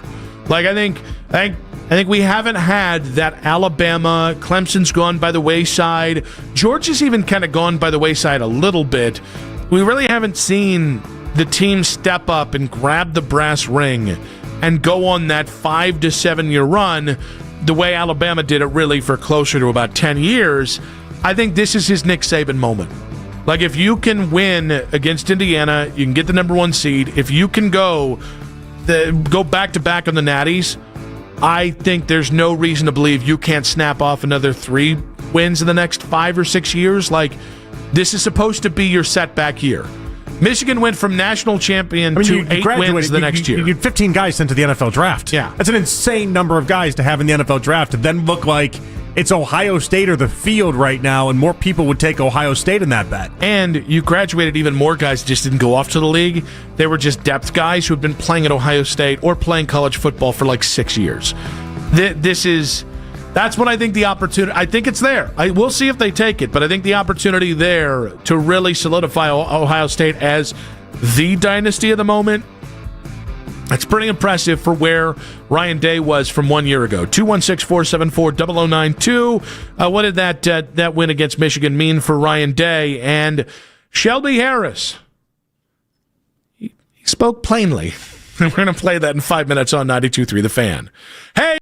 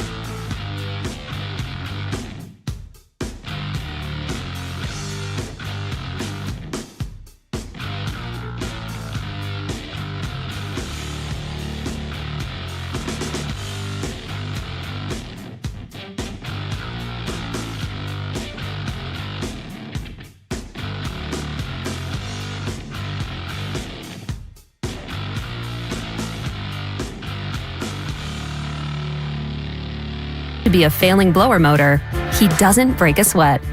With Grainger's easy-to-use website and product information, he selects the product he needs to keep everything humming right along.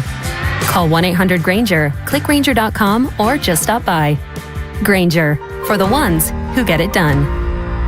Whenever you need to talk about the Browns, we got you covered. We are Sports Radio 92.3 The Fan.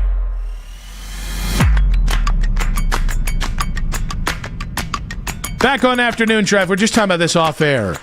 Today, walking up to the station, I had just come from the store down the road. Yeah. And there was a homeless person. And they asked, can I have some money? I didn't have anything on me. But I always like in my truck, I keep like a thing of water. I always try and keep something that even if I don't have cash on me, I can try and help out. When I lived downtown, my move was bananas, by the way. No, by the way, that's a great, anything. And then if they're cheap and they're easy to hand out. Well, and by the way, if you don't like bananas, I don't know what the heck we're doing here. Like, that's a great fruit. But the person, but I had just come from the store and I had some Uncrustables. And so I had forgot about that. I went to the door and I was like, oh, wait, 1 second. I do have, I can give you 1 or 2 Uncrustables if that's okay. And the person went, nah, I really like those, but because of the jelly, they run right through me. And at first, my first thought was, that's too much information. My second thought was, I actually think the TMI is better because if you just say no, you then kind of look like a jerk. If there's no real reason. It was important to this person that you knew that they wanted the money not for booze, but for actual food. Yes. So that's commendable. So I like the community, even though initially I kind of was like, oh, I didn't need to hear about that. In the end, I was like, you know what? That was a good way of letting me know, hey, that specific thing you have just doesn't work for me. I know. Here's where I have a problem with myself is that I don't have much of a, that stuff doesn't bother me. You know what I mean? Everyone's always like, "Oh, TMI," and I'll get like. It's funny. Even like Coach Riz yesterday, in between one of the breaks, I'm like, "All right, I'm gonna go to the bathroom," and he gave me this look of like, I didn't need to know that information. Yeah, but I never think about it with other. I just think like, all right, it just is what it is. So I think it's the level. So I'm kind of where you are. There's not a lot but it's how descriptive you get. Right? Okay. I had a friend in college, and this is actually a beautiful woman. I had a friend in college who would no matter who was in her apartment would be like, guys, you got to see what I just left in the commode. And I would be like, Noelle, we're not dating. Stop. Like, even if a girl I was dating said that, I would just leave. The beautiful part of this is what throws me off. If she was actually beautiful, I think that's almost worse than if she was just ugly and said that. Why? I don't know. Expect that of an ugly girl? I don't know why. In my head, I'm thinking right now, I'm like, I don't know. An ugly girl, I feel like, all right, whatever. But I can really good-looking girl, I'm like, oh. I can actually kind of see what you're saying. Have some decorum. Because again, Noelle was very, anybody who went to BG try to knew present Noelle. yourself as something of class, and then you don't have class is the problem there. Well, I mean, she was like, her family had some money because of her stepdad, but she was a little bit of a hillbilly at heart. I don't think she would have a problem with me saying that. I don't know that she would either. Clearly, I don't think she would either. But by the way, if she had been listening right now, she would call in to say, yeah, because like... Oh, so did you go see it or no? No. Okay, I just want to make sure. No, I don't want to see mine. I just want to make sure. No. You're not going to out-freak this freak, okay? No. Would have been a gross move on your behalf. I just wanted to make sure. No. But I have no interest in seeing that, but I don't know what you're into in college. The funny thing is, she was always offended when everyone had my reaction, which was, that's gross. No, that is gross. Yeah. It's objectively gross. So again, it is the descriptiveness of the thing that becomes TMI. If you just say, I'm going to go to Tinkletown, it doesn't bug me at all. You really upped the ante in this conversation, though, did you not? Because it's the first, you got to understand, I have talked about a lot of things for 20 years since college, and I have not had any chance to say that Noelle would shout out, guys, come see this. And we would all be like, no, stop. Is she married now? Yes. All right, just no. Oh, no. Part of their relationship is that. I think it might have been a test because her first husband, she said this stuff to all the time. He didn't work out. Now she got a new husband, better husband, I would say. I think he might be okay to go in there and take a peek. Is that why the first one didn't end? I don't know. I think it was that guy was a D-bag. All right. Well, yeah, I think that's, but it either might way, have been. Both those men at one point passed that test. Understand that. I just want you to live with that knowledge. I just want you to live with that information. She's a gorgeous woman. At some and point, one of they the looked nicest at it and people I've said, ever she's met. so attractive that I will go and I will look at that and I will have to make do. And I will live with that, and that's okay. If that's what she wants of me, then that's what's going to happen in this moment. Now, speaking of things that happened in the moment, Shelby Harris was furious with Juwan Jennings, the 49ers wide receiver, after yesterday's game. It happened on the field during Malik Collins' injury, which now we find out to be a season ender. Malik was asked about that, and here's what he had to say. He's a and I want that known. Like, I see why he got punched in the because that's some, like, he says some things that you should not say to another man ever, but like, I don't respect it because you say that, then run behind your O-line. That's some real soft and I want that known. I see exactly why they punched him. I'm surprised nobody punched him in the jaw yet. I get all the other bleeps, but this is the second time now that we've played that word. Are we not supposed to be saying that word? I think Jake's just being super cautious. Is that what that is? Yeah, because he says it like 7 times in there. I think it's one thing for you or I to say the word because ho. we did this with Lane Kiffin, too, in that audio, and it was like, is that necessary, or is that something that... I think it's just more we don't need to say it 75 times. We don't need to be gratuitous with saying ho? Yeah.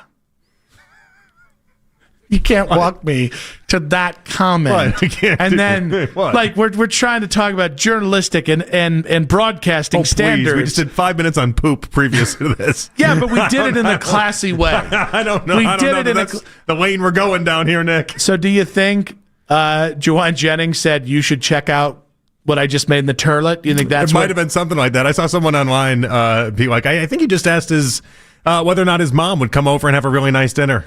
That's all that was invited there, and then never call her again. I feel like for Shelby to say these type of things, clearly now, this is the second week in a row with Juwan Jennings that he has been the center of somebody being irate at what he's had to say. And so I wonder what flipped in his brain 2 weeks ago. That's like, now I'm going to be the Draymond Green of the NFL. Now I'm just gonna wreak havoc. Is this gonna be an ongoing thing with him every week? All right. Did he just discover a new word in the dictionary or something? Like, what's going on with him? I love Shelby Harris doing this. I love Miles talking about it. I love guys protecting their teammates. I do. You know, he doesn't mean it. Like, this is a problem with getting trolled on a football field. It only works if you give in. That's the problem. Hey, last time people said questionable things to Myles Garrett and ended up with Mason Rudolph almost in the hospital. Okay? Well, that one was deserved. This is on you, Juwan Jennings, if you think this is the team that you're going to go ahead and say nasty things to. You're lucky Myles didn't take his helmet off and finish the job this time. Oh, what got lucky is that Mason Rudolph didn't have the audio file leaked is what got lucky. What's... No, it didn't happen. That's the real luck of this whole equation. It never happened. Yeah, It didn't exist. There should be nothing that... It's not worth it. Like, come on. If he says something about your wife, your kids, he's not going to do anything. What's he going to do?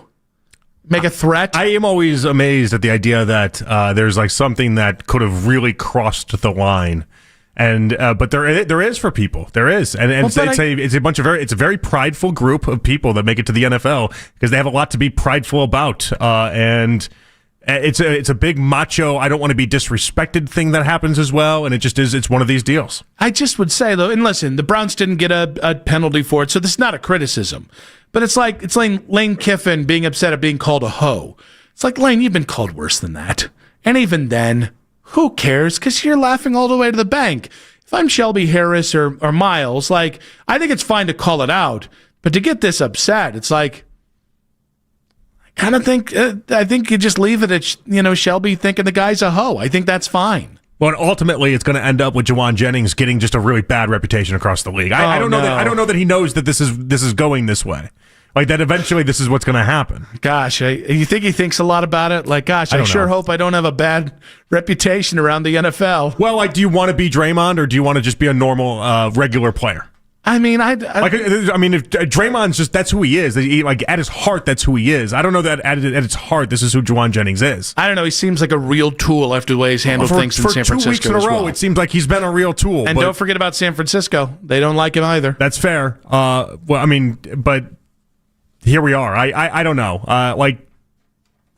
I didn't have an issue with Shelby Harris going off in that moment. I didn't, but I also at some point he's a prideful man. He felt disrespected. It was what it was. Yeah, but like, what could he really say? What is There's a that? lot he could have said. Yeah, but what does it mean? Like, he's not going to follow. Is he going to do a threat? I just think it's so much easier in the moment to be like, I'll turn the other cheek and I'll just let the words go by me. Clearly, 2 weeks in a row, he did something. And he said the right combination of words to piss people off. I would just ignore the knob. 216-474-0092. Again, it's not a criticism of Shelby or Miles. I just am surprised when players get mad at words. If it was a physical cheap shot, that whoop his ass, right? No problem. It's just I struggle to find like what words would be the thing that ignites some sort of fisticuffs or some sort of... Also, is calling another man a hoe really that big of an insult?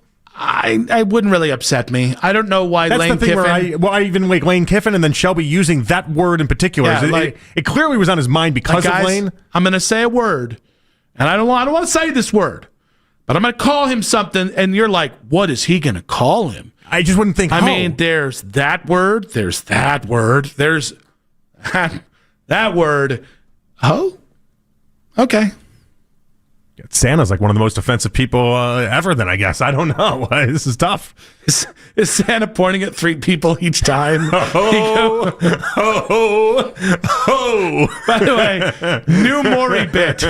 Instead of you are not the father. Dressed up Santa. You just play ho ho ho with Maury Povich. Santa comes out and then just goes, ho. Ho, ho. Okay, but if that's the only bit, don't you have to go? That's a good bit. Ho, ho, not a ho. You can't throw a curveball on us now. That's not how it goes. I think it's like, you are the father, you're not the father. Just such a weird use of language by Shelby Harris. It's like, that's what came to mind. All right, guys. Lane Kiffin, I'll defend him in 5 minutes on 92.3 The Fan.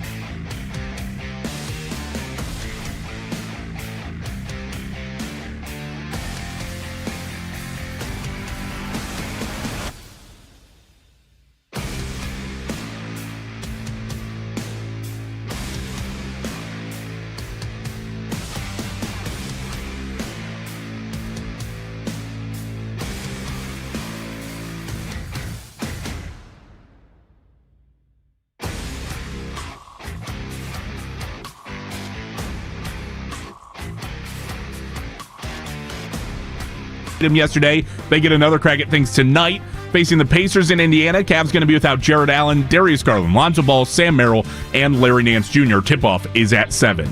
Want to catch highlights from the Fan from earlier today? Get over to 923thefan.com or favorite the Fan on the Odyssey app for all of today's headline segments. Headline sports news every 20 minutes on 923 The Fan. From the University Hospital Sports Desk, I'm Jake Volman. Listen to 92.3 The Fan on the Odyssey, iHeartRadio, and TuneIn app. It's the 6 o'clock hour on Afternoon Drive. 1 hour to go. Nick Wilson, Jonathan Peterlin back on Afternoon Drive. In case you missed it, coming up in about 40 minutes here. We do have to talk about one of the things that took over not just college football, but the entire news cycle this weekend. ESPN got its money's worth covering Lane Kiffin's decision on whether he was going to leave for Ole Miss or leave Ole Miss for LSU or elsewhere. Along the way, John Summerall got the Florida job. Okay, and it really came down to, would Lane Kiffin go for LSU and leave immediately, or would Lane Kiffin be able to stick with Ole Miss through the playoff run while still leaving for LSU? Ole Miss decided, nah, you can just go to LSU, and they named Pete Golding the defensive coordinator. And all the while, Ole Miss fans pissed at Lane Kiffin. It seems like Ole Miss is pissed at Lane Kiffin, and I think it's a much ado about nothing. Oh, much ado about nothing? Yeah. Well, I mean, Lane Kiffin did Lane Kiffin things. I don't know. But what do you say he did Lane Kiffin things? What does that mean to you? He hung around for a while, and then he left. And that to me is Lane Kiffin in a nutshell. Isn't that every college football coach? I'm not blaming him. That is what you do in that scenario, in that context. Like college football is just it's one big leveling up scheme, is all it is. And so all he did was he fulfilled the prophecy that you knew he was going to fulfill when you hired him. And by the way, he did so while staying at Ole Miss for more than 5 seasons, so almost 6 full seasons. That's the longest he's been any spot. He did so while leveling up the program. I think he's got the best winning percentage of any head coach at Ole Miss in the last 50 years, and he got them to the playoffs this year. So, and Lane even said, has kind of let it be known that he wanted to coach Ole Miss through the end game of the playoffs, and it was Ole Miss's decision to not do that. Yeah, that was the big hang-up, was that he kept pushing for that. And he's done a couple things since that I find interesting. I don't know that I begrudge him for it, but the idea that if you're not on the plane with me in the next 24 hours, then you're not getting a job at LSU with me. You have to decide, basically. Didn't Brian Kelly do the same thing, by the way, with Notre Dame? I could be wrong on that, but I remember hearing something very similar to that, but I digress. Well, I mean, and so that's why he's keeping LSU's defensive coordinator now, because as you mentioned, their defensive coordinator becomes their interim defensive coordinator. There's some interesting things that he's done attached to this, but I don't think Ole Miss did anything wrong in this instance, because this is you don't let him coach the rest of the season there. And I don't think Lane Kiffin necessarily did anything wrong either. He leveled up. This is what college football coaches do. So I actually do think Ole Miss, I think they made it personal.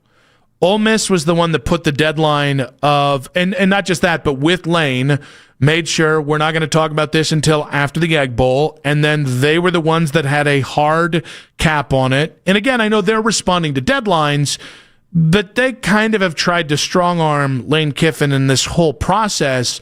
I think given what Lane did there, which is better than what Hugh Freeze did, which is better than what, oh God, who was the last chuckle-ass that was in there? Whatever he did. If you look at the previous coaches, it's Lane, it's 2 years of Hugh Freeze, and it's David Cutcliffe.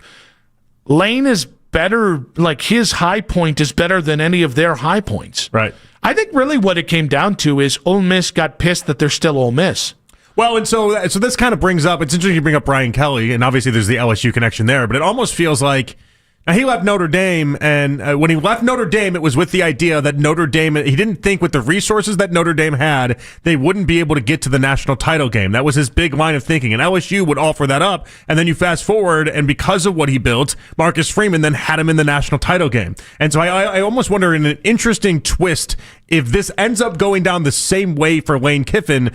Well, I mean, you could have already seen the cards that laid out ahead of you. There's a scenario that exists out there where Ole Miss ends up not only achieving everything they want and then some, but off the rock of this ends up having a lot of success. Yeah, I probably think not. I would bet not too, but I again, think Ole Miss is like a third-tier job in college football. Again, but when Brian Kelly left Notre Dame, and Notre Dame's a much better job than Ole Miss, obviously, but when he left that was with that idea that you couldn't give me the resources. You didn't want to put in the NIL. You didn't want to do this. I have to go somewhere that will. This move for Lane is not... The money was going to be matched by Ole Miss. It's not necessarily about the money. It's about the resources that he thinks LSU can offer up, and so... it'd be interesting to see if Ole Miss then all of a sudden finds a bunch of money and starts playing at a different rate and a different level. I think you have a very reasonable take on this. I think I have a reasonable take on this. I think the greater media conversation around Lane Kiffin, it's kind of like the Aaron Rodgers clip where Aaron Rodgers called out Jonnu Smith and the other receivers for the Steelers. Yeah. If any other quarterback does that, the national media members are going, what a leader. That's what you want from your quarterback. Aaron Rodgers does it, and he's a clown, right? I think Lane Kiffin did what I've seen every other head coach do in college football, which is we're at the end of the regular season, and I've got a decision to make. Mm-hmm. And they made a decision. Right. And granted, he's going within the conference. That is significant. The same point, like, Lane Kiffin should want to leave LSU or want to leave for LSU. It's a better job than Ole Miss.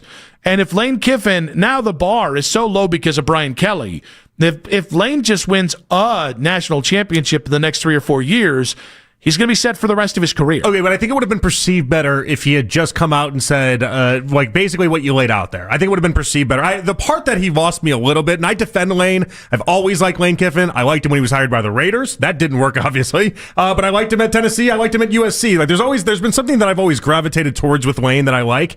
Where he lost me a little bit this weekend was that interview with Marty Smith that he did.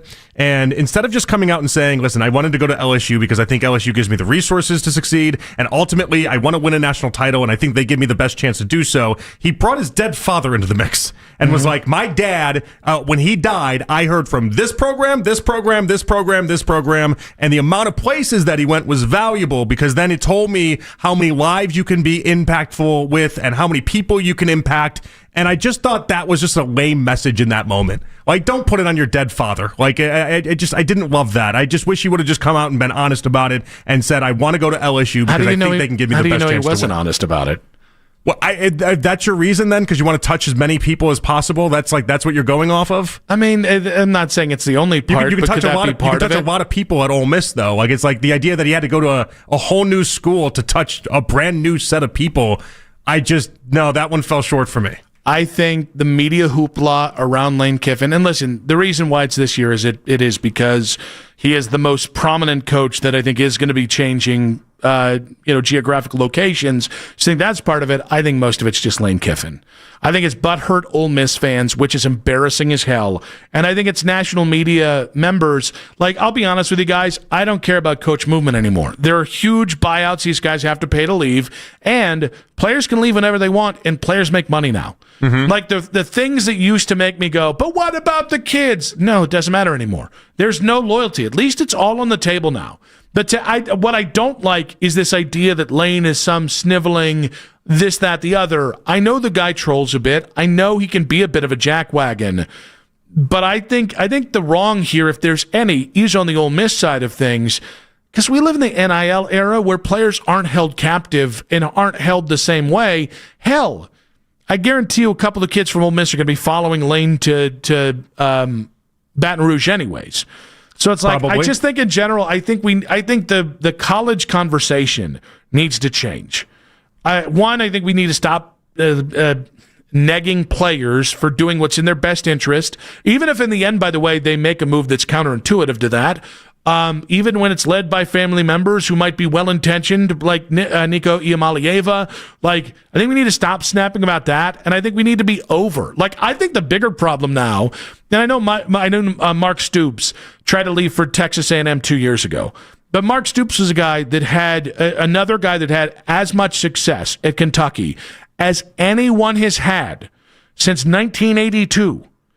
He had 2 bad years. And by the way, the bad years were like 4-8 and 5-7, which is not like Vanderbilt bad years, and they got fired. Yeah. Like, I think if we want to talk about the lack of, there's only one. Well, that's why this goes both sides too, though, and that's why it's like important that Lane takes care of himself and does what's in the best interest of him. One bad year, and all of a sudden, Ole Miss might just be telling him to pack his bags. Yeah, like, it goes both ways. I mean, that's I tell that to anybody with just a normal job out there. The same thing, you know. Like, I mean, that's the reality of the world we live in. And to me, it's not about NIL. It's not about buyouts and coaches leaving.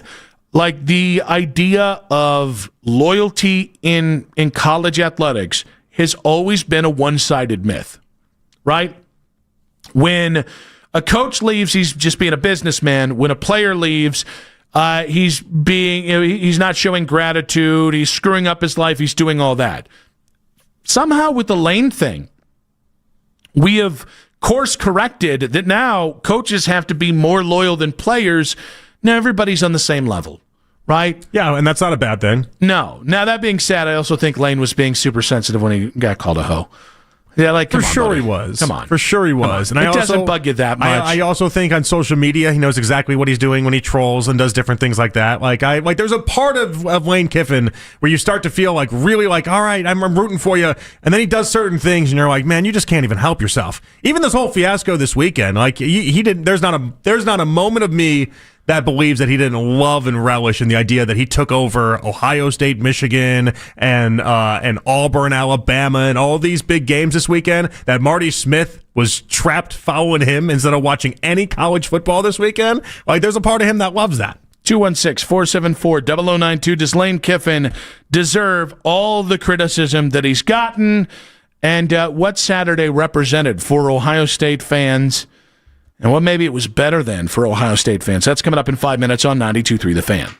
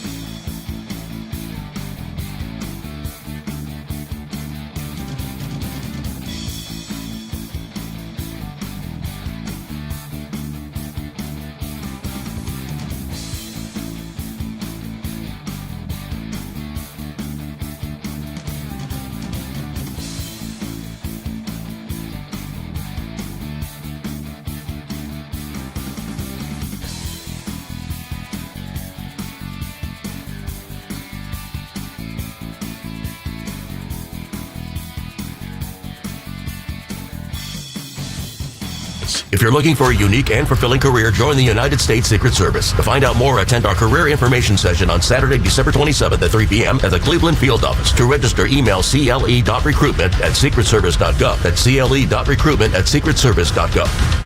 There's only one place for a full recap of practice in Berea. Overtime with Jake Volnick. Weeknights at 7. 92.3 The Fan.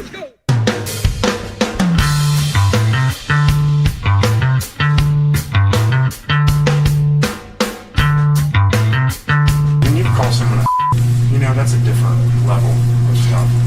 The housewives, or something like that. That's about as Bush League as stealing Trinidad's jersey like Mississippi State did last night. The comment was, you can't turn into a housewife post don't act right. It's not calling you, it's about commitment.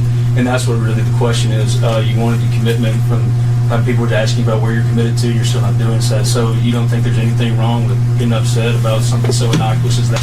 Yeah, let's move on to that. Next question. I actually don't even know your name. I don't even know your name, but I know what you called me. Listen, I'm not saying you're being I'm just saying you're acting like one. Oh my God, every married couple or every person that's ever been in a relationship has had that fight play out with those exact words. No. I wasn't saying you were being I wasn't saying you are crazy. All right? I'm not saying you're a crazy person. I'm saying you're acting like a crazy person. Or my personal favorite, you're acting like your mother. That cuts both men and women. Oh, yeah? Yeah. I haven't used that one. Neither have I. Doesn't sound like a good one to use. Don't have to. But now you're giving me ideas. My dad hit my mom. Now it's in my head. No, my mom hit my dad with that once. And my dad was a pacifist. My dad was the last to yell. And I saw my dad get as mad as possible when being compared to Barbara Wilson. And it was the funniest thing. Like, I immediately, as a child, would you believe that I gave very little bleeps? That I was just kind of... In what regards? Just kind of, like, if I thought something was funny, I would laugh no matter the situation. Okay, yeah, I can see that. Okay. Yeah. When I tell you that I belly laughed when my dad snapped, when my mom said, "You sound like Barb Wilson right now," and when I tell you that my dad snapped, and I immediately began I must have been like 10 or 11, and I was belly laughing on the couch, couldn't contain myself. And my dad quickly understood it must have been really funny. So what he did was, because he didn't want to punish me for laughing at something that I found funny. Yeah. I saw my dad make the conscientious decision where he all the rage that he started to feel at me because I was laughing at him being compared to his mother and him not liking that. And I just saw him harness it back towards my mother.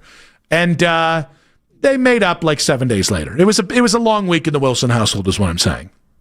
I hope they made you hear them make up. Is what I hear. Is what I hope. Easy now. What? What do you mean?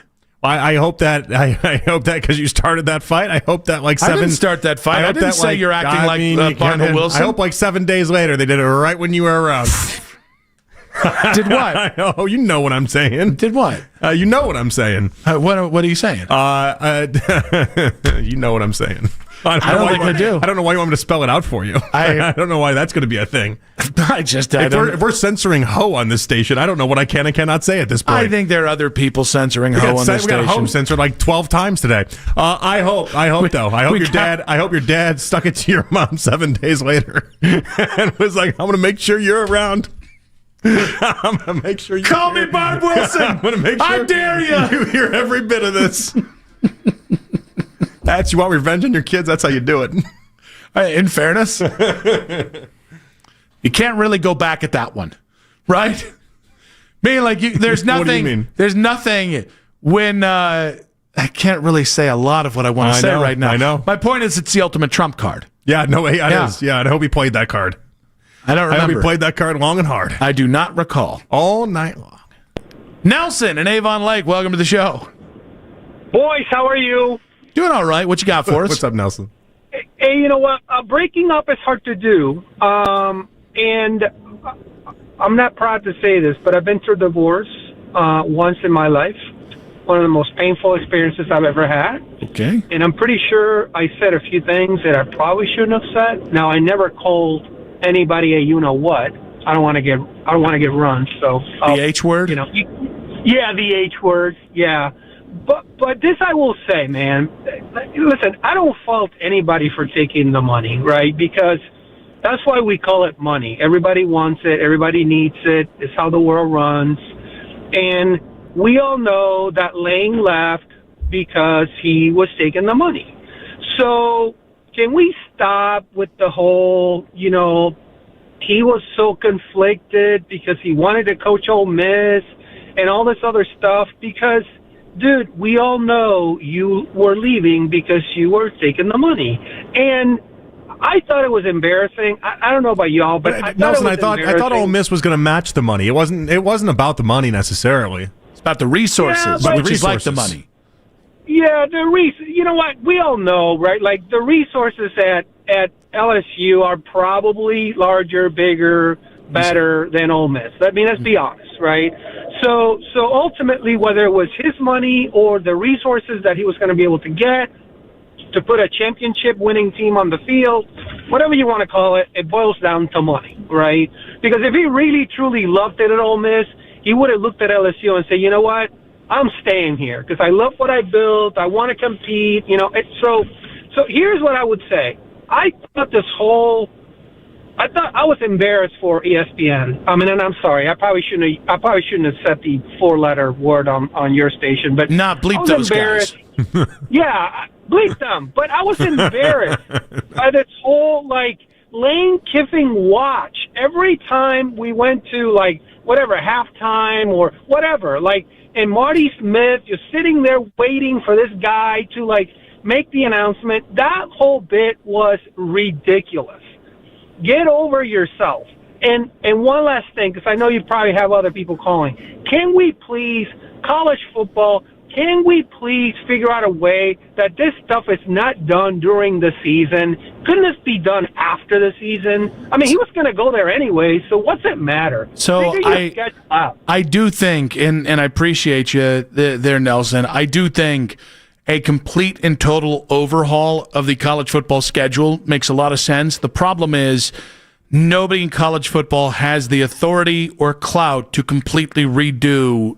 Like 30 years ago, this would be the NCAA. 20 years ago, it'd be the NCAA. Yeah. They're pretty gutless enterprise now. Now, by the way, just for Nelson's own edification, the AI overview says the English word money comes from the Latin word moneta, which was the name of the temple where the Romans minted coins. The temple was dedicated to goddess Juno Moneta. The name moneta came to refer to the coins made there. Did he ask for the definition of money? Well, no, he said money, it's the definition of money or something like that, or why we call it money.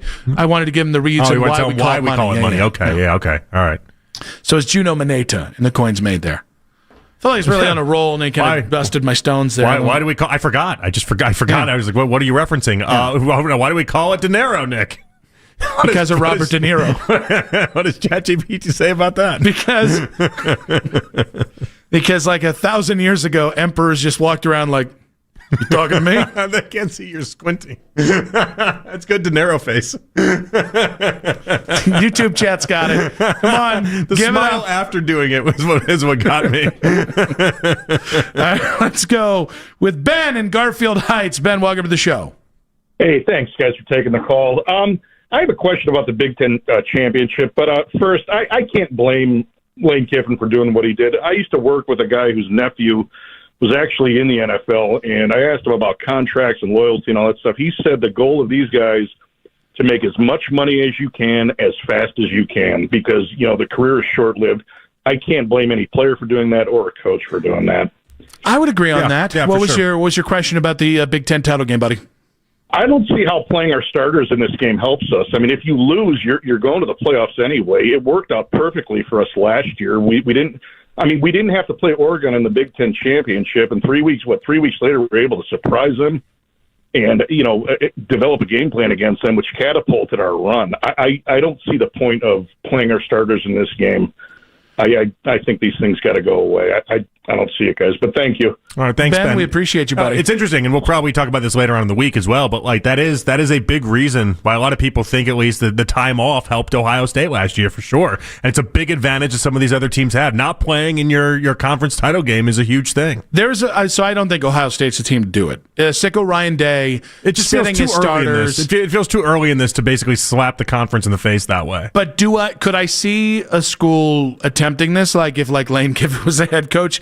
Yes, but I think it's putting a lot of confidence in the committee that they won't punish you for doing something like that. And they say they won't, but do we really believe them? No, because you can't. I don't mean this in like a.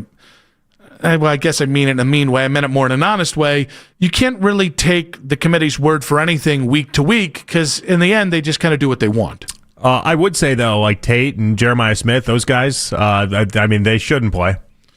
Yes, they should. Yeah. No, you should go try and win. Okay, let me rephrase this. I don't think they'll play. I listen, I'd love if the reality was that everyone gave their all and a Big Ten title meant something, but really in the hierarchy of things, it's national title beating Michigan 1 or 1A, whatever you want to place it as, and the Big Ten title game it doesn't matter the same way to people. Yeah, but I think to Ryan Day, as it were, I think it does matter. I don't like this new Ryan Day, who's clearly a psycho, a sicko, whatever you want to call him. I kind of feel like he's the kind of guy that a Big Ten title will matter as much as anything to him. How many Big Ten titles does he have right now? 1. I mean, I don't think that's a thing that people know off the top of their head, and I think that's with reason. We know the Michigan record off the top of our head. Obviously, we keep track of national championships. Kept losing. But we even with like Urban Meyer, we know 7-0. Like you'll remember that until the day you die that he's 7-0 against Michigan. Like these are the things that matter to people. Big Ten title game right now just doesn't matter the same way. Jake Volnick, who's screening calls for us today while doing great jobs in the 2020, he's got to learn me better. You can't put do not take on one of these. I think we should heed this advice, though. And me not want to take that. We're going to go to Matt and Talmadge here in a minute. Okay. But when I see do not take, can't understand a word out of his mouth, I kind of want to hear what we're working with. Well, now we have to, now that you announced it that way. No, because we're going to go with Matt and Talmadge, who apparently wants to talk about Lane Kiffin and taking the money. Don't let us down here, Matt. We chose you over the crazy outside-the-box caller, okay? Appreciate it, guys. How are we feeling tonight? Feeling really good after that Ohio State win. Good. Absolutely. Well, the whole Lane Kiffin taking the money kind of reminded me a little bit how Myles Garrett stayed in Cleveland for the money. And also kind of took me down a little rabbit hole that we were told all this and that about he knew what the quarterback possibility would have been. Makes me think maybe he would have thought of Shador. I know that's completely off topic, but I do think it is kind of silly that us in Northeast Ohio people saw Myles Garrett taking the money, like, oh, yeah, that's completely different than Lane Kiffin. So just want to take your guys' thought on that. Matt, we appreciate you, buddy. Thank you so much. Well, I think the difference here is maybe it's a similarity. Myles was getting the money no matter what.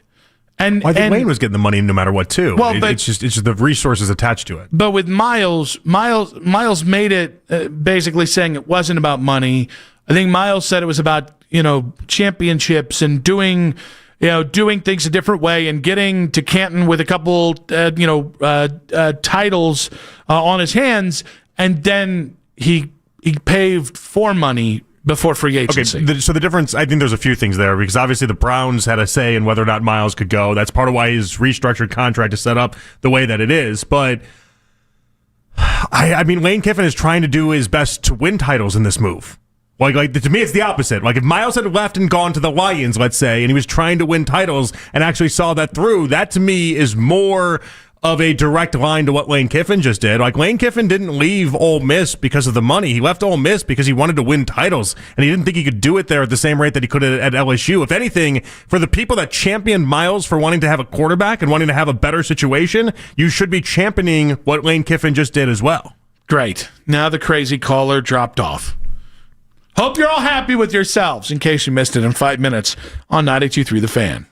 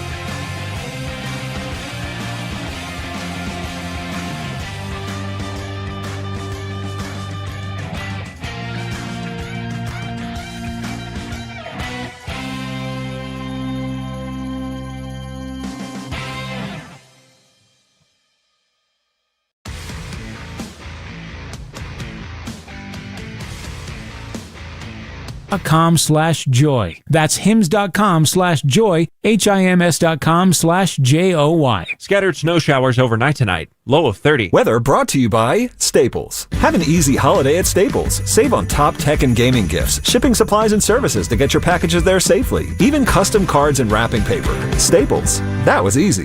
Whenever you need to talk college football, we've got you covered. We are Sports Radio 92.3 The Fan. Final segment of today's show. Want to say a big thanks to our guests, Daryl Ruiter and Nathan Zegura.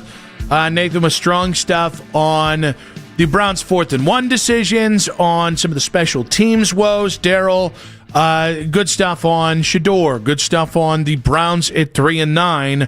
We do have Monday Night Football coming up. That is the 2-win Giants going on the road against the Patriots. Let's hope for a Giants win. We're back after the loss to San Francisco. We're now back on draft position with 5 games to go. But great stuff with all of our guests. If you missed a second of today's show, as always, you guys can check out the full show on 92.3 The Fan's YouTube channel. Make sure to like the episode. Make sure to, of course, follow 92.3 The Fan on YouTube as well. But before we get going and let you guys in on Monday Night Football, it is time for In Case We Missed It. All right, we're going to start off with a story around one of the better games yesterday. It was the Panthers and the Rams. Rams go into this game as a number 1 seed. Bryce Young, 3 touchdown passes. I want to get your thoughts on Bryce Young. Hold them for a second. The idea that the Panthers social media team used the GOAT emoji in describing the win. We can't let this happen. Is it the fact that the win's the GOAT? Or is it the fact that they're saying Bryce Young is the GOAT? Bryce Young is the GOAT here. They're implying Maybe they just don't know what GOAT means. Maybe they just think he's a literal GOAT. The goodest of all time? The gosh darnedest, rootin' tootinest of all time. I think we've gone too far with GOAT. I think for a while we've gone too far with GOAT. So what you're telling me is that people that run the social media accounts of sports teams are not always truthful and in concert with reality? I want the next win for the Browns team to drop the GOAT for Shador is what I'm telling you. I think that's what I want. It seems like that's really all you want in this. That's what I want. Nothing else matters. That's what I want. I've decided it. I didn't know until you started talking that's what I wanted. But now, when you put it that way, the idea that social media teams, they just do whatever the hell they want anyway, just go ahead, drop the GOAT in there. Why not? So I do think Bryce has had a couple nice games recently.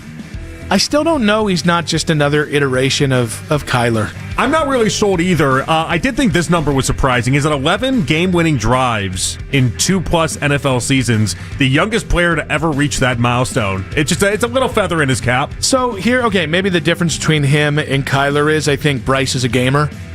Like, I think, so you can be a gamer and not be good at football. That would be the biggest insult you can give Kyler Murray. Is that he is a gamer. He's the actual gamer. He's on video games too much. He's the actual gamer. I'm talking about like the football version of gamer where you're just tough and in big moments you do make plays. It's like J.J. McCarthy. I think J.J. McCarthy for 3.5 quarters is crap. And then that final 2 drives, he does a couple things that are really interesting. I don't think Bryce is ever going to be a top 10 quarterback, at least not from where I can see here 3 years in. But I like that they're winning. I like that Carolina's taking advantage of what they've got because, quite frankly, they need it. What are your people in Carolina? What are they saying? Do they think they have something here? They're all homers. Okay. Yeah.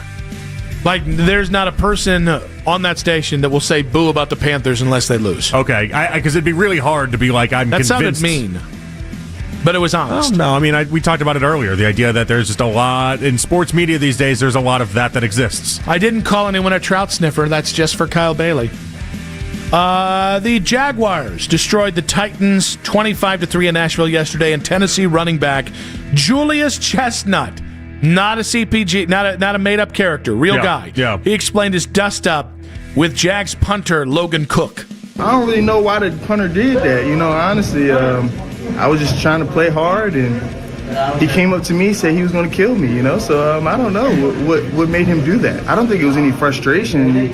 I think it was just us playing hard, and me and the other guy was just playing hard, and I think he just wanted something to say, honestly. I have no idea. New rule. Wanted something to say. If you get intimidated by a punter, that's the lamest part of this. And by the way, you're on the Titans.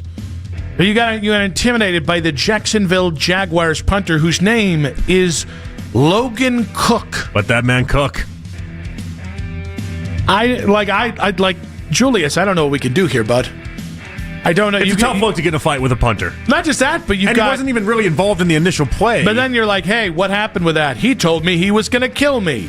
And did you remind him you're a punter and you've got 30 pounds on him? Like, you get bullied by a punter or a kicker. Those guys are in the NFL to be made fun of and their asses kicked. Well, now I want to look up the height and weight of Logan Cook, and so that's exactly what I'm going to do. All right, you do that. I'm going to look at Julius Chestnut here. Logan Cook is 6'5"? Why does a 6'5" punter exist? Because he wasn't man enough to play defensive tackle? Yeah, why aren't you doing anything but? He's 6'5", 230. This isn't your normal punter. All right, in fairness, Julius Chestnut is 5'11", 230. So it's really only a 6-inch advantage. Only. But the weights are similar. In boxing, this fight happens. This is Nikolai Valuev versus Lennox Lewis. That's what this is. We know who won that one. We don't, because nobody watched that because boxing is extinct. Oh, yeah, good boxing reference. Yeah. Well, no, it was a 7-foot guy versus a 6'6" guy. Is that what it was? Yeah. I at least knew that. I just don't remember anything that's happened because the Pacquiao heavyweight... Mayweather, they're both tiny individuals. Yeah, Like Pacquiao's, isn't he like 5'6" or something? I know this isn't a great take. I'm only interested in watching heavyweights beat each other's brains in. I think that's the right take. I think that's why Pacquiao Mayweather, it had a shelf life to it, is because at the end of the day, we didn't want to watch two Dylan Gabriels beat up on each other. Sorry. How about that punter, that 6'5"? No, I was thinking about... So somebody had put several other Oh, now we draw the line at videos Dylan Gabriel jokes? No. This will make sense. It immediately made me think about a video we haven't... So there's somebody on one of our Twitter followers put more of Zoe, his girlfriend's... it made TMZ. But more of her reactions. Yeah. She made a joke about, I wonder if Juszczyk's wife's going to come to Cleveland and Olivia Culpo's going to come to Cleveland. Just kidding. No one wants to come to Cleveland. Ooh. It was like, that's not going to be good for you. I mean, I don't care that she said it, but I guarantee you people will care. She's not making friends. Not. You know why? She's dating a sawed-off quarterback that has very little future. He's a tiny little guy. Yep, I always knew. Life has already struck her down, and him down. You know, those backup quarterbacks in Cleveland not named Shador, they just love their attention, don't they? Zoe, what is this I hear about your... Is that Dylan? Is that your Dylan Gabriel? Tell me that you're Dylan Gabriel. Please tell me that was your... We gotta talk about your TikTok. Sounds like Dr. Fink from The Simpsons. Seriously, this is just not okay, Zoe. I want to shove that voice into a locker. Like instantly. We are Cleveland. Come on. I'm Doug Gottlieb. I gotta put some Gottlieb. That was really out of line there. Spider 2. Fly banana. Gruden? All right, guys. Big thanks to Jax Gregory, the boy. Yes. You can't do it. You can't do it. Murden. Big thanks to Jake Volnick. Big thanks to Zoe for dating that little fella. He deserves it. He deserves the love. You just keep TikToking about whatever you're TikToking about. The single Dylan Gabriel on Tinder or Hinge or whatever apps would be really funny to me, though. I'm 6'7". You know he lies. You know he lies on social media. That woman has had to drink a lot of electrolyte martinis, okay? Like she's earned it. She's earned a couple jabs. All right, see you, buddy. All right, have fun. See you guys.